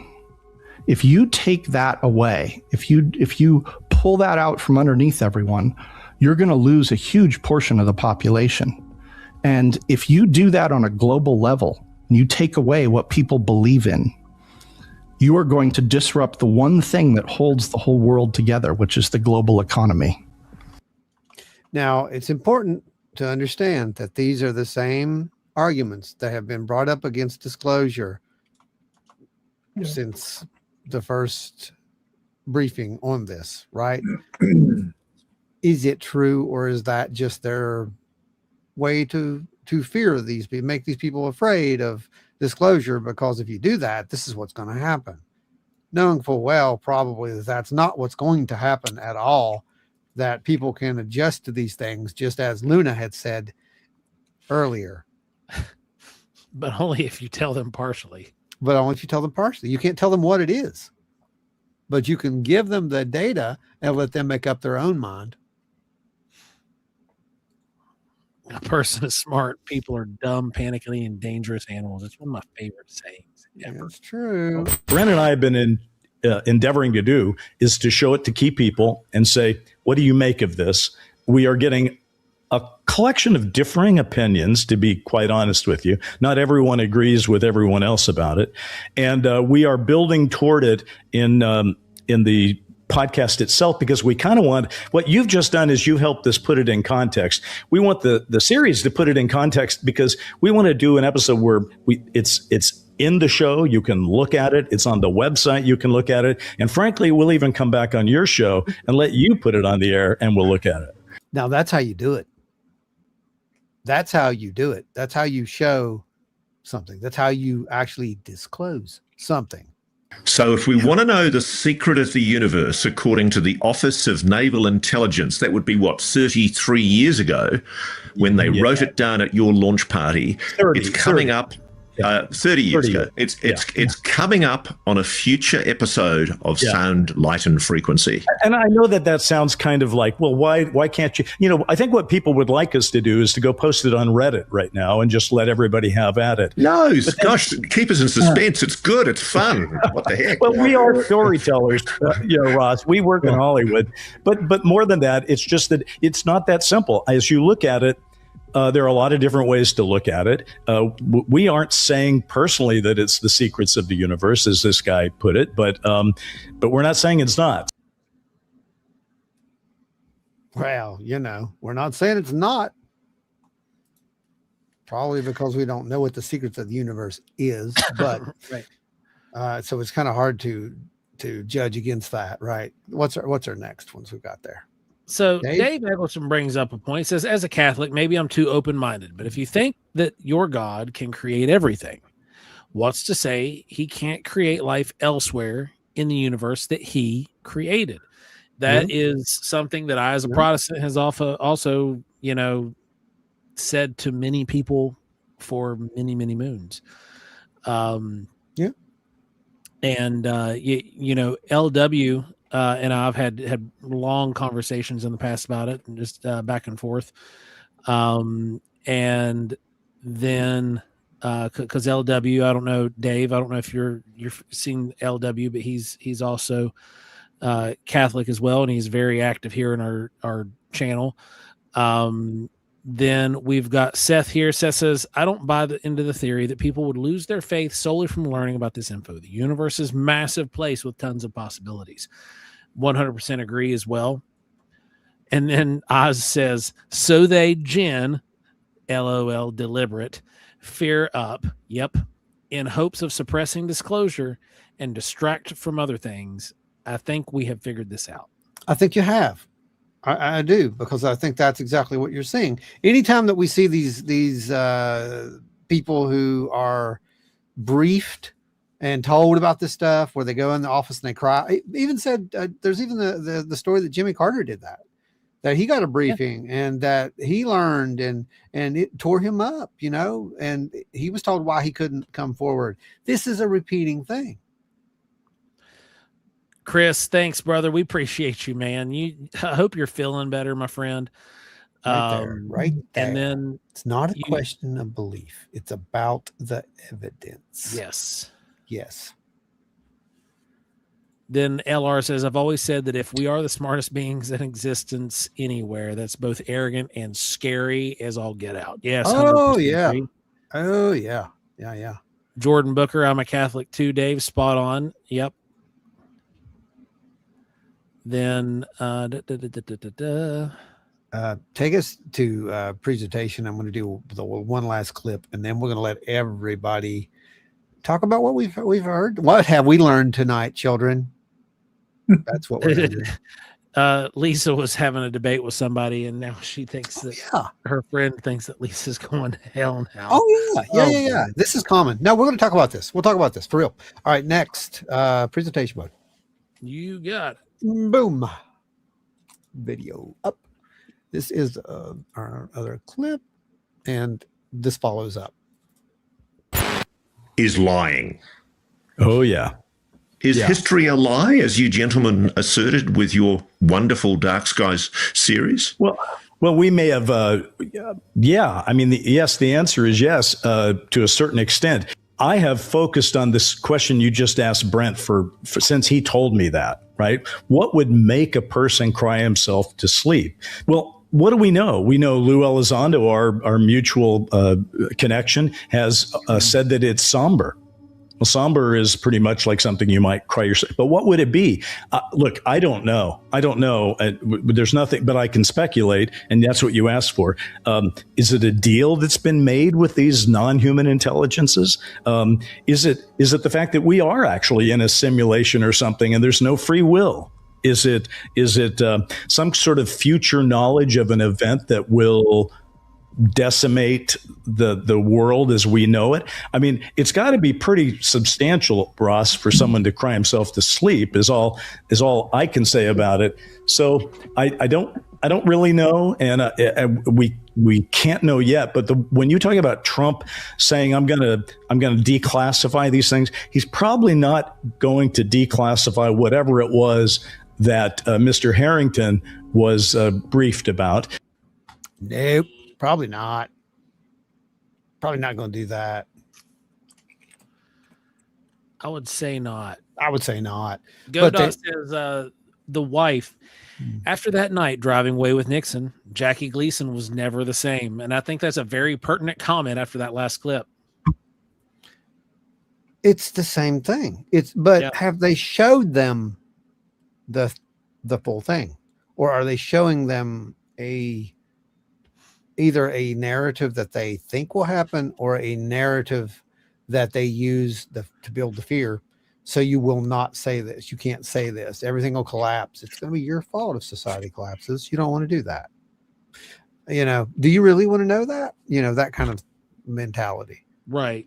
Well, like I've told you before, I think we're dealing with multiple things here. I do think that one is very invested in humanity. And maybe another one too. I don't know that, but I hear that. And I think that there's a good chance, very good chance that there's a lot of crumbs of truth in these statements. There's a lot of crumbs of truth in these statements. And I don't know if you guys seen it or not. There's a really good interview with, what's his name? Daryl Anka, the guy who channels Bashir. Oh yeah, man. Did you watch that? Yeah, I sent that to you guys. Oh my god! That he did with the girl from Big Bang. Mayim. Yeah, Dr. Mayim. That episode was phenomenal. So if anyone ever doubted Daryl, I did. Hands up. I do not anymore. I just want to go on the record and say that I do not doubt this man at all at this point. Some of the similarities, some of the things that he revealed in that are just like, oh my God, that it hits pretty close. And I'm amazed, just amazed. But one of the things, if you caught that interview, I was trying to get it. I was going to get the clip, but I didn't think we'd have time. Was where they ask him, what's coming and all this, right? Did you catch that part where he says 2026 is the year of disclosure? Yep. And then he says, but 2027 is the year we make contact. 2027 was the year we make contact. And what did that like at large? What did that about that? It was at large, like we would be introduced. And he says, well, what would that look like? And he's like, well, not in the exact words, but it was something like the parents are coming back home or something like that. Is kind of how he said it. And I'm like, oh my, that kind of makes sense. Time to put our toys up and get our rooms clean. If we want to eat dinner. Yep. So to speak. No. And I've said the same thing. We have too, that there's definitely this feeling that humanity is about to be handed, something, and it can be good. It doesn't have to be bad. Everyone assumes automatically it's bad. It's only bad if we want it to be bad. Yeah, no, I think we are definitely being handed a choice. Yep. That's it right there. There's a choice. There's always a choice in there. Isn't because we have free will, right? So there's always a choice to choose. Better hope they choose wisely. That's all I can say. But we're going to have to do all this crap again. I don't want to. Let's move on. It's been thousands. There's so many things historically, canonically. So many. There was an anthropologist. I was listening to a report this morning that there was an anthropologist back in the 1700s who made contact with or no, 1600s, who made contact with 143 separate, distinct tribes through through the Americas, North, Central, and South. Yeah. All of them had tellings of the great calamities, the deluge, the 2 times by water and once by fire, is actually what their stories already told. And that those were like resets, and they were cataclysms that gave new life from a broken existence that they were in. And that there were, we've seen it repeat over and over and over. We've seen it in all the religious texts. We've talked about it before in Shattered Worlds. Oh gosh, yeah. Or Fallen Worlds. Fallen Worlds. Shattered Worlds was something completely Shattered different. Worlds was your project with the 3D stuff. Yeah, Fallen 3D Worlds was the episodic series we were running. It is really interesting. Seth brings up, most fellow Christians I've talked to don't have a problem believing in extraterrestrial life. It almost seems unlikely that we're completely alone. Then there was Godot about the Gleason comment. I tagged a bunch of these as we were going through. Oh yeah, for sure. Everybody, get your questions, your comments in there. Terry said, my dad gets really upset with my interests in strangeness. He says we're not supposed to try to investigate these things. And who says that? Like, where were we? Actually, I've heard that. I've heard that before. Oh yeah. We were told that. I think growing up, we were told not to look into. I wasn't. Well, the things that we were told not to look into, if you read them canonically, it was just like 2 or 3 things. It wasn't all the mysteries of the world. The entire purpose to understand, and this is a universal thing with majority of religions. The purpose of these religions is defined by a life of spirituality and trying to unravel the great mystery. Mm-hmm. What's the great mystery, Joe? The great mystery is the Creator. The great mystery was always the Creator. Yes, that's right. And some people call that God, right? Yeah, I mean it's the name Creator. It doesn't matter. Here's the thing: the problem, we use English. I've said this a million times. English is broken. Blah blah blah. Yeah. Like God is a term that we use in English. The names are very specific. They all root back to Creator. Mm-hmm. Every one of them, every language. The name for the head deity in all of these religions universally is 9 times out of 10 an action verb. And that's why, it's hard, and we just use a name, we just label it. Yeah. But metaphysics use the source. Yeah, source, right. Source. It's the same thing. They can't thing. call it that. They can't call it God. No, we can't do that. Skelly Tig says, I can't help but think that this is a localized fear based on how faith-based the U.S. is. I'm from a pretty secular country, and the question of God versus alien never comes up. And I've addressed this in the past, but you're new here because Hellbent sent you over. We have this thing in the United States where, there's denominations and whatnot, but you see that in other countries, even the countries that tend to be more secular leaning. We have this thing here in the United States called that I refer to, and many others, as the American church. And it seems to have its own extra biblical values and theories that it runs with, and kind of, So we'll just leave that there instead of going into a theological debate. Yeah, don't get him started on that. But because we'll be here all night, forever. Yeah. Seth Womack said it would be pretty miserable to know something of that magnitude and not be able to share it with the rest of the world. I can imagine most would cry themselves to sleep or go insane. Or you paint a lot. Right. You'll wind up painting a lot like Ron does. Let's see. Pat says, like, society collapsing is the worst thing that could happen. It's not. Then I saw the interview with Daryl. It was really good. It really was such oh my gosh, it was so good. Isn't he amazing? I mean, for real. I'm not like doing hero worship or anything. Like I said, I did not even. Yeah, There we was used so to many kind of actually times take I was jabs like, at this him because guy's he crazy. would get kind of hokey, but like It's like, listening to him in that conversation and the way he was talking, it seemed very organic and it felt he's not authentic. Bashar. He's not Bashar. Right.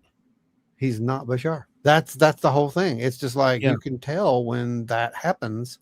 Well, apparently you can tell medically when it happens. Yeah, that was They what hooked got him up. me.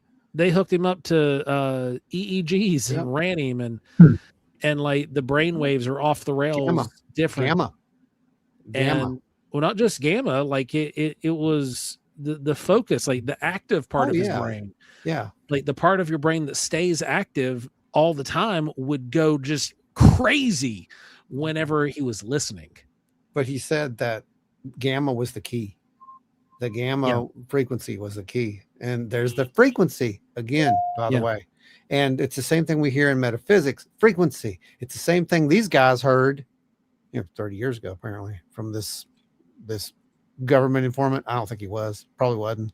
It's probably one of them. Let's be real. Let's call it what it is. Right. Because there's two sides to this. Well, there's two sides to this. And we've heard that before too, with like the whole Men in Black thing, right? Because some will say, oh, they're purely from the government. Yeah, some sound like they are. And then you get these other ones who are, they're not from the government. They don't sound from the government. Where are they from? Go ahead. You're sorry. Go ahead. All right. Julie Bug says, shift the paradise and timeline, be resonant with your positive vibes and rebuke the negative. Greatest crime against humanity is mass consciousness being divided. And there it is. Or ignored. Just ignoring consciousness entirely. That's one of our issues. Consciousness and empathy are a thing that people do not focus on. And, for anybody who's hearing what Julie said, if anybody comes from different backgrounds or whatnot, I'm going to phrase this into a different way for you. Where two or more are gathered, I am there also. And if you're actively coming into agreement, then things will be done. That's the ancient Hebraic, the coming into agreement and coming into and joining and linking arms. That's the ancient Hebrew mysticism way of manifestation prayer. And then you have a very rudimentary teaching on a very childlike level that came from the teachings of Jesus that said, where two or more gather, I'll be there with you. That coming into unity, coming together, it's a universal thing. It's something that people need to do, not just for the sake of doing it, but there is something about that connection and that unity that is valuable and important to and measurable what we are. And it's measurable. It's like everything else. It'll be a mix of good and bad. That's right. Yep. Jennifer Trower, first time here. You guys are on point all of the time. I wouldn't call it all of the time. No. Where we try to be at least accurate and we're honest. That's the thing. We are honest. But thank you. Thanks for joining us. Appreciate you hanging out with us. And it's awesome that you're here. And thanks for joining the chat too. This is a wide open area. Feel free to comment anytime. Yeah. We invite people to do it all the time. We, as you can tell, we've got like thousands of comments in here right now, and we're touching them. Yeah. We try to comment on everyone as long as it's relevant to the conversation. We'll throw it up there. GoDot brings up a good point. Tomorrow, late afternoon, the markets close, and then it's Friday at 4. Friday around 4:15 p.m. That's when the good stuff gets dropped. It does seem like it's around 3:15 to 4. You're right. That's literally when it starts. Dances says, I've always questioned religion. The only ones that really resonated with me were the natural ones, like shamanism. The thing is, the majority of them are natural. You just get a whole lot of man involved, and then things get murky. That's the issue. I mean, guys, just like even with the ghost hunting, people are like saying, well, you shouldn't mess with that kind of stuff, and I don't know, Ron and I can specifically speak. It's like, we've been in situations where there's legitimate stuff happening that's uncomfortable. There's places that could be perceived as dangerous to go into. And, I've even had, like I'm a person of faith and stuff. And the thing is that how many people of faith have you ever heard say, I know Joe knows exactly what I'm saying here, has said, well, I don't believe in spirits. I don't believe in ghosts. And if like you're a person of faith, how can you not believe in that? Yeah, you're kind of by definition, if you're in religion or faith, you are observing something that is literally by definition paranormal. But you're right. Yeah. Right. Dave says, I was told not to look into the paranormal because it was a waste of my time, not for any theological opposition. And that's sometimes a case that I've seen here as well. Mm-hmm. In some more Protestant stuff, but generally when it comes to the churches in our region, the Bible Belt kind of area, they get in a very theological position about it. Oh, they do. They know what it is. Yeah. It's all about control. I'd rather have a direct line to the source than to answer to someone else's interpretation of what that source said. And that's what it's about. However you plug in, right? However you get that download, however you get that, that communication going. Yeah, I think you're Jennifer Trower says, I've watched the podcast every week, but I've never commented. I feel like I'm hanging with the stars. You did it. Congratulations. And now you've shown everyone how easy it is and simple. Yes, you too can join in on the conversation. Do and what Jennifer did. Commented, you'll find out that you can't quit. Yeah, it becomes addictive after a while now. So. Well, it's fun to have the conversation. It really is. And that's the whole point of this whole thing that we started, was to have these conversations and get people involved and have this discourse. Even if people don't agree, you don't get mad. You don't say, wow, I watched 2 minutes and I'm leaving. Then you're not going to get anything. You're not going to get anywhere in life like that. I'm sorry. You're not, unless you go to an echo chamber. Well, that's not what we are. We don't echo. Pat clearly appreciates my Ben Franklin shirt. Yeah. Thanks, Devil. Ike, by the way, when you watch this later. Ike Daddy Fauber got me this. But 3 may keep a secret, but 2 of them are dead. Nah. Ben Franklin. Ben Franklin also created this thing. Yes. Seth says, I would argue humans are designed to ask questions about our surroundings and test our theories. It's literally how our ancestors lived or died. Oh, 100%. Oh, yeah, man. I would love to be a fly on the wall, like way, way back when, just to be like watching the first person, like pick up that poison mushroom, fall over, and the other guy pick it up and do the same thing. And then how many did it take before they figured out I shouldn't pick that mushroom up? Or the one that they ate that was like psilocybin, and they're like, wow. That's different. Well, Joe, just so you know, if you were a fly on the wall during the time of cavemen, you might have become lunch. So you might want to retract that statement. It's true. Maybe. Oh man, what's your thoughts on the missing general from New Mexico? Man, boy. It's not looking good. Things are Burchett made a big bad connection. He did. I don't know if you saw that. He really saw it. Thoughts on it yesterday. Yeah, I saw that. And the fact that there's been not just one, but 3. multiple. Yeah, just this year, 3 this year, right? Yep. All scientists who are involved. Who are involved in this whole, secret. Yep. And we told you, go back and watch. I said, what would they do to stop the secret from coming out? Well, you're starting to see what they're going to do to stop the secret from coming out. Our hope is that, the parents don't allow the kids to do that. There's been, we were looking at that documentation I sent you guys. It was someone else who did the research. It was the Sentinel something, but they linked together. They were actually looking at all the background evidence of all these people who disappeared over the past couple of years. Yeah. There was like a female scientist, some of them. So without going into detail, they were able to link together. All those people had some kind of tie at some point to Wright Pat. Mm-hmm. There was connection there. Crazy. Right. And somewhere to this general, and then kind of to this general, so these people all related to this.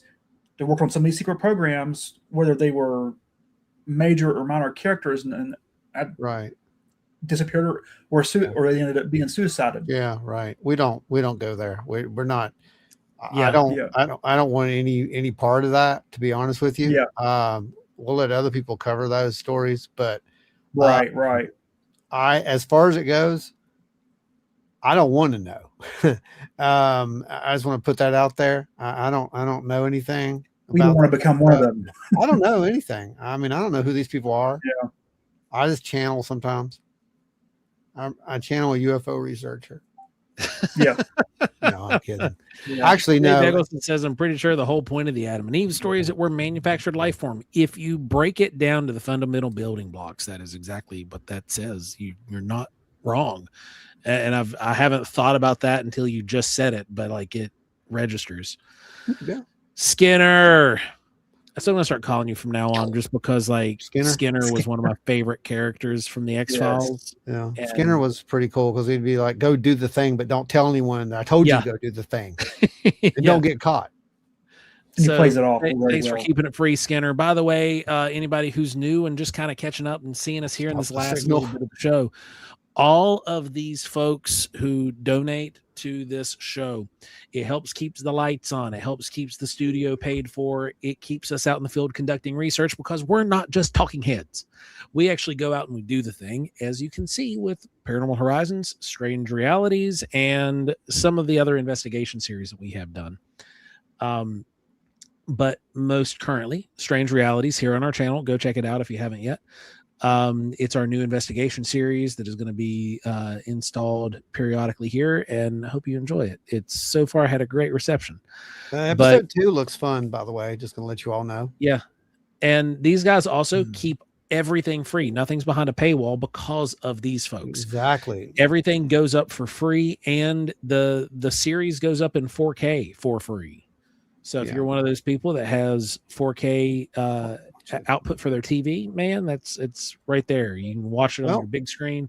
I've dialed in the the sound for you. Possible. Exactly. I dialed in the sound for you. It's in THX pretty much. I mean, that's what I run everything here on. It's a big THX system. Joe's been here when the house was rumbling. Yep. And if you got surround sound, it's tuned for that, and it's also the clearest crystal video quality you can get. So let's get some thoughts, people. I want to hear some thoughts. What's your feeling? Godot says lives are always wasted. Almost. Best bet otherwise is to help people and animals. Trust me on this. I prefer helping animals mostly. Just helping in general. No, just helping in general. You're right. Jordan Booker, if you're a person of faith and you're trying to interact with supernatural, a being or beings outside of the natural, yeah, that's exactly right. Then how can you trust anyone with your secrets if you can't? Yeah. Seth says, I just talked about the mushroom question yesterday. That's funny. Stone Maven, it would be IKEA watching my kid try to Google.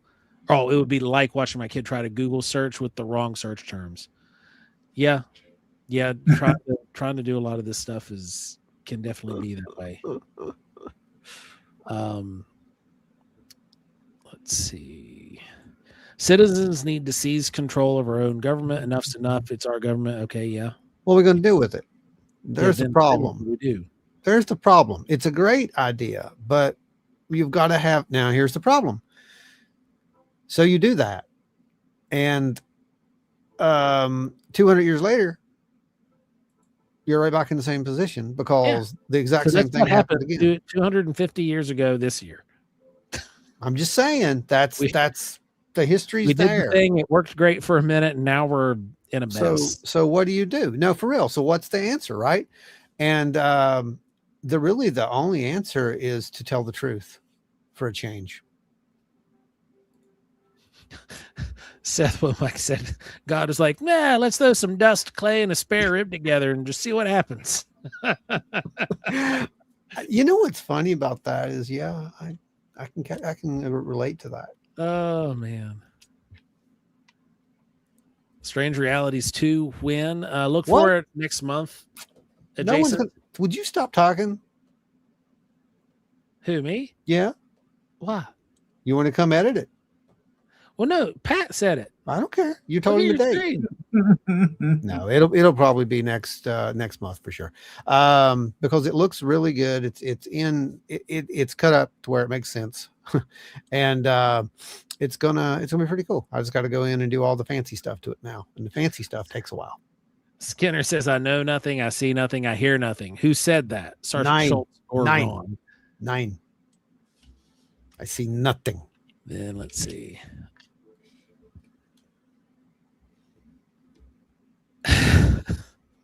Martin, what's going on? Best thumbnail in the world still yet.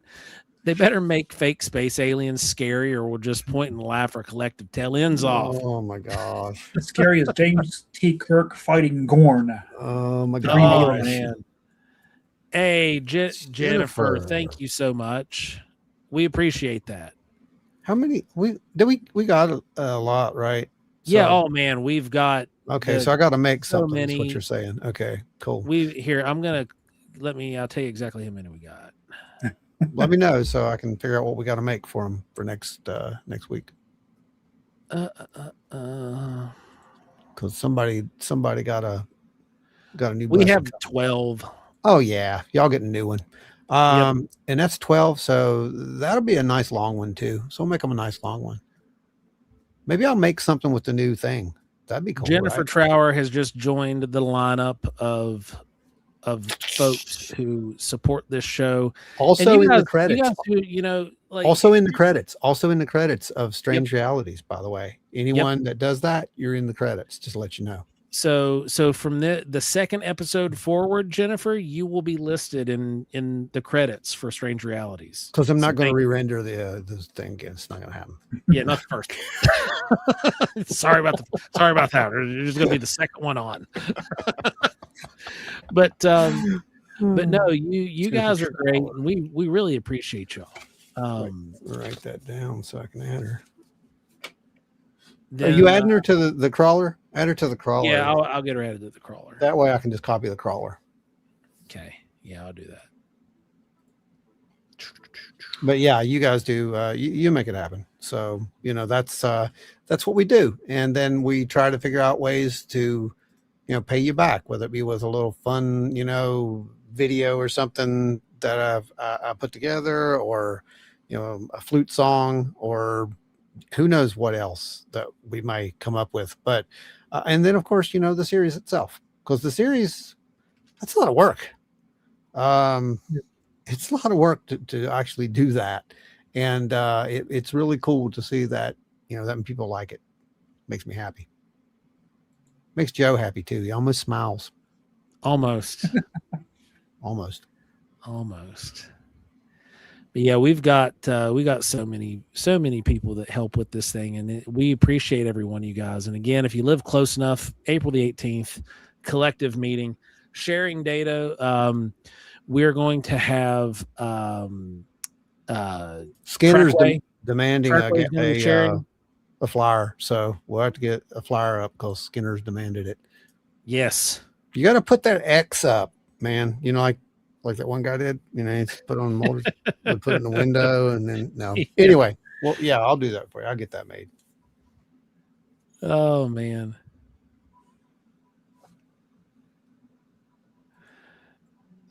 Questioning our right to control our government. I think we need more civic lessons. So no, 100%. Like that'd be the only way that we'd be capable to manage it. Yeah, because they've dropped civics classes have dropped off historically for the last 20 years. It's a mess. I wonder if droids could do it. Could droids do it? Didn't you say that we achieved general AI or something? Oh crap! We didn't even touch that. No, we didn't. We did not. We still had 53 people. So both announced that we've reached advanced general intelligence. Is it true though? Is it true? Oh, it's true. The CEOs of the companies have statements that they've issued. Okay.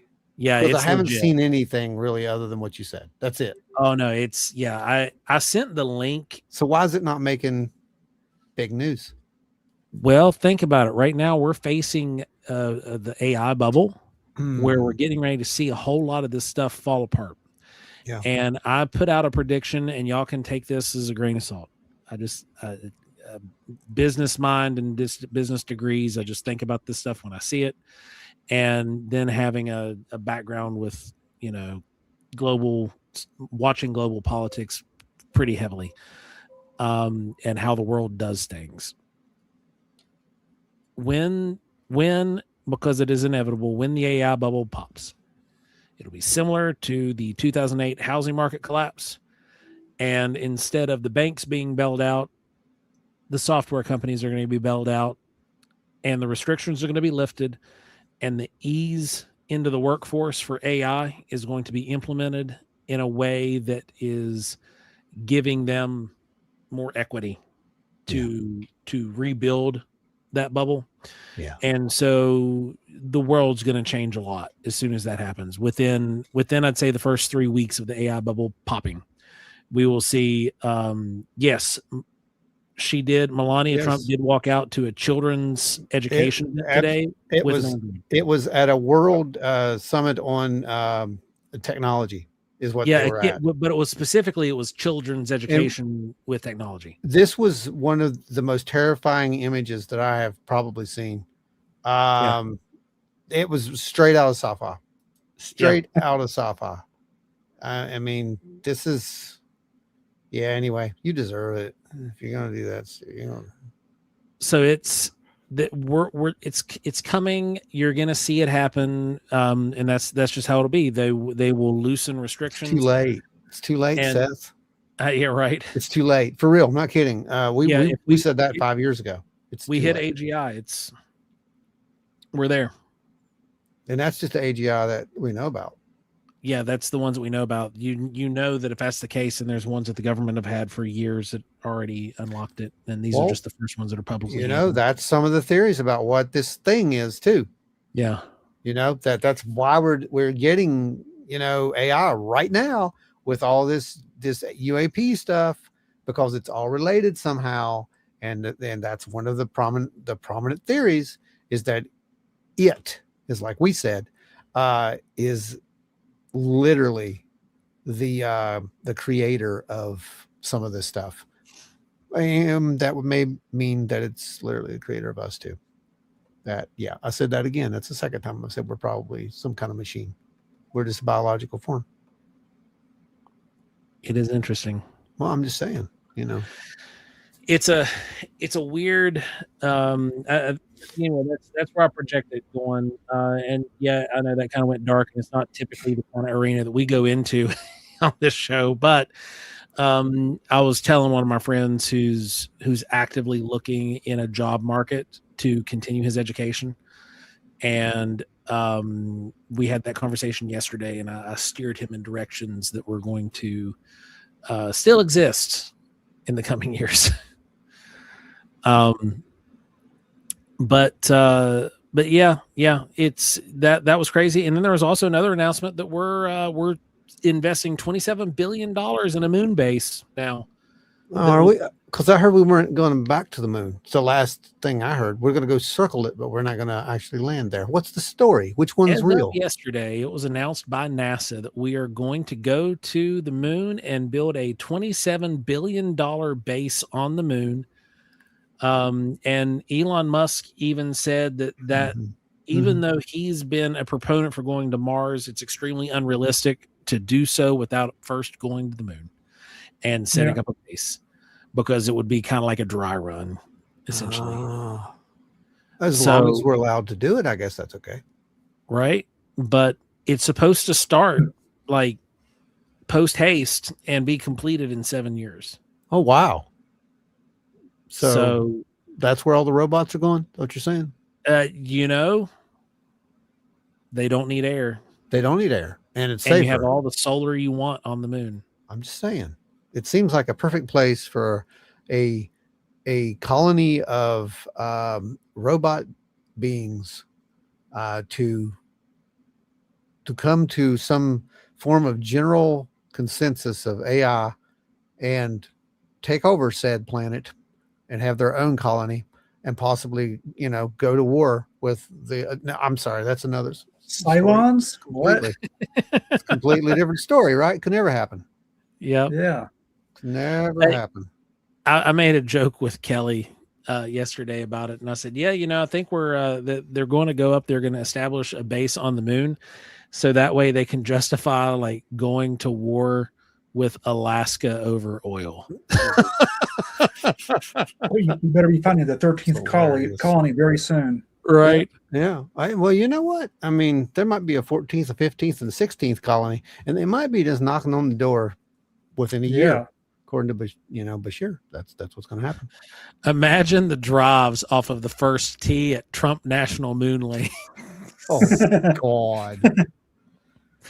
Yeah, you got a point. I'm sure there would probably all of a be. sudden you're gonna land a golf ball in some lady's living room in Houston. Yeah, that happened already.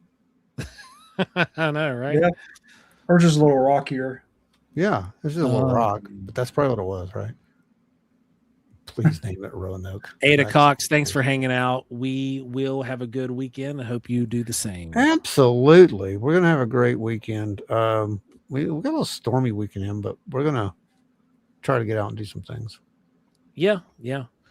Jen says I'll send the robots up there to build it, and then they'll take over and not let us stay there anymore. Right. That's what I mean, right? They'll be like, well, because it's ours now. Go away. Go away. Oh, man. Well, guys, thanks for hanging out with us tonight. I think we have reached the... Yeah, I think everybody had fun. Here. I hope you've all had fun. I know I have. Everybody enjoy. And Ron, I'll go play ahead us out. and serenade us with a tune. We'll play us out. What is this one? I don't know. C sharp 4. Okay. I was going to say, it looks like an F sharp with a C attachment. It's a C sharp 4. Length. Yeah, it's C sharp 4. I was just making sure what I can and can't do with it. Okay, let's turn this on. Ooh, that's spooky. All right, here we go.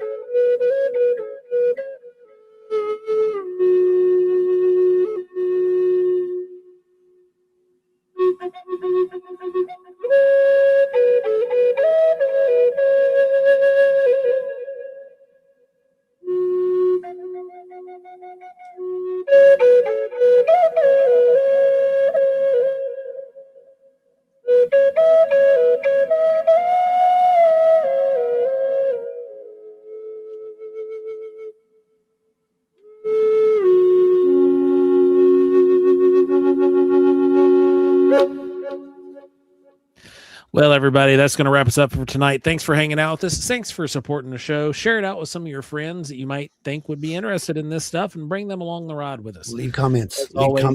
Leave comments. Yes, as always, go back and drop comments after this episode pops back up on YouTube, please, because that's a huge boost.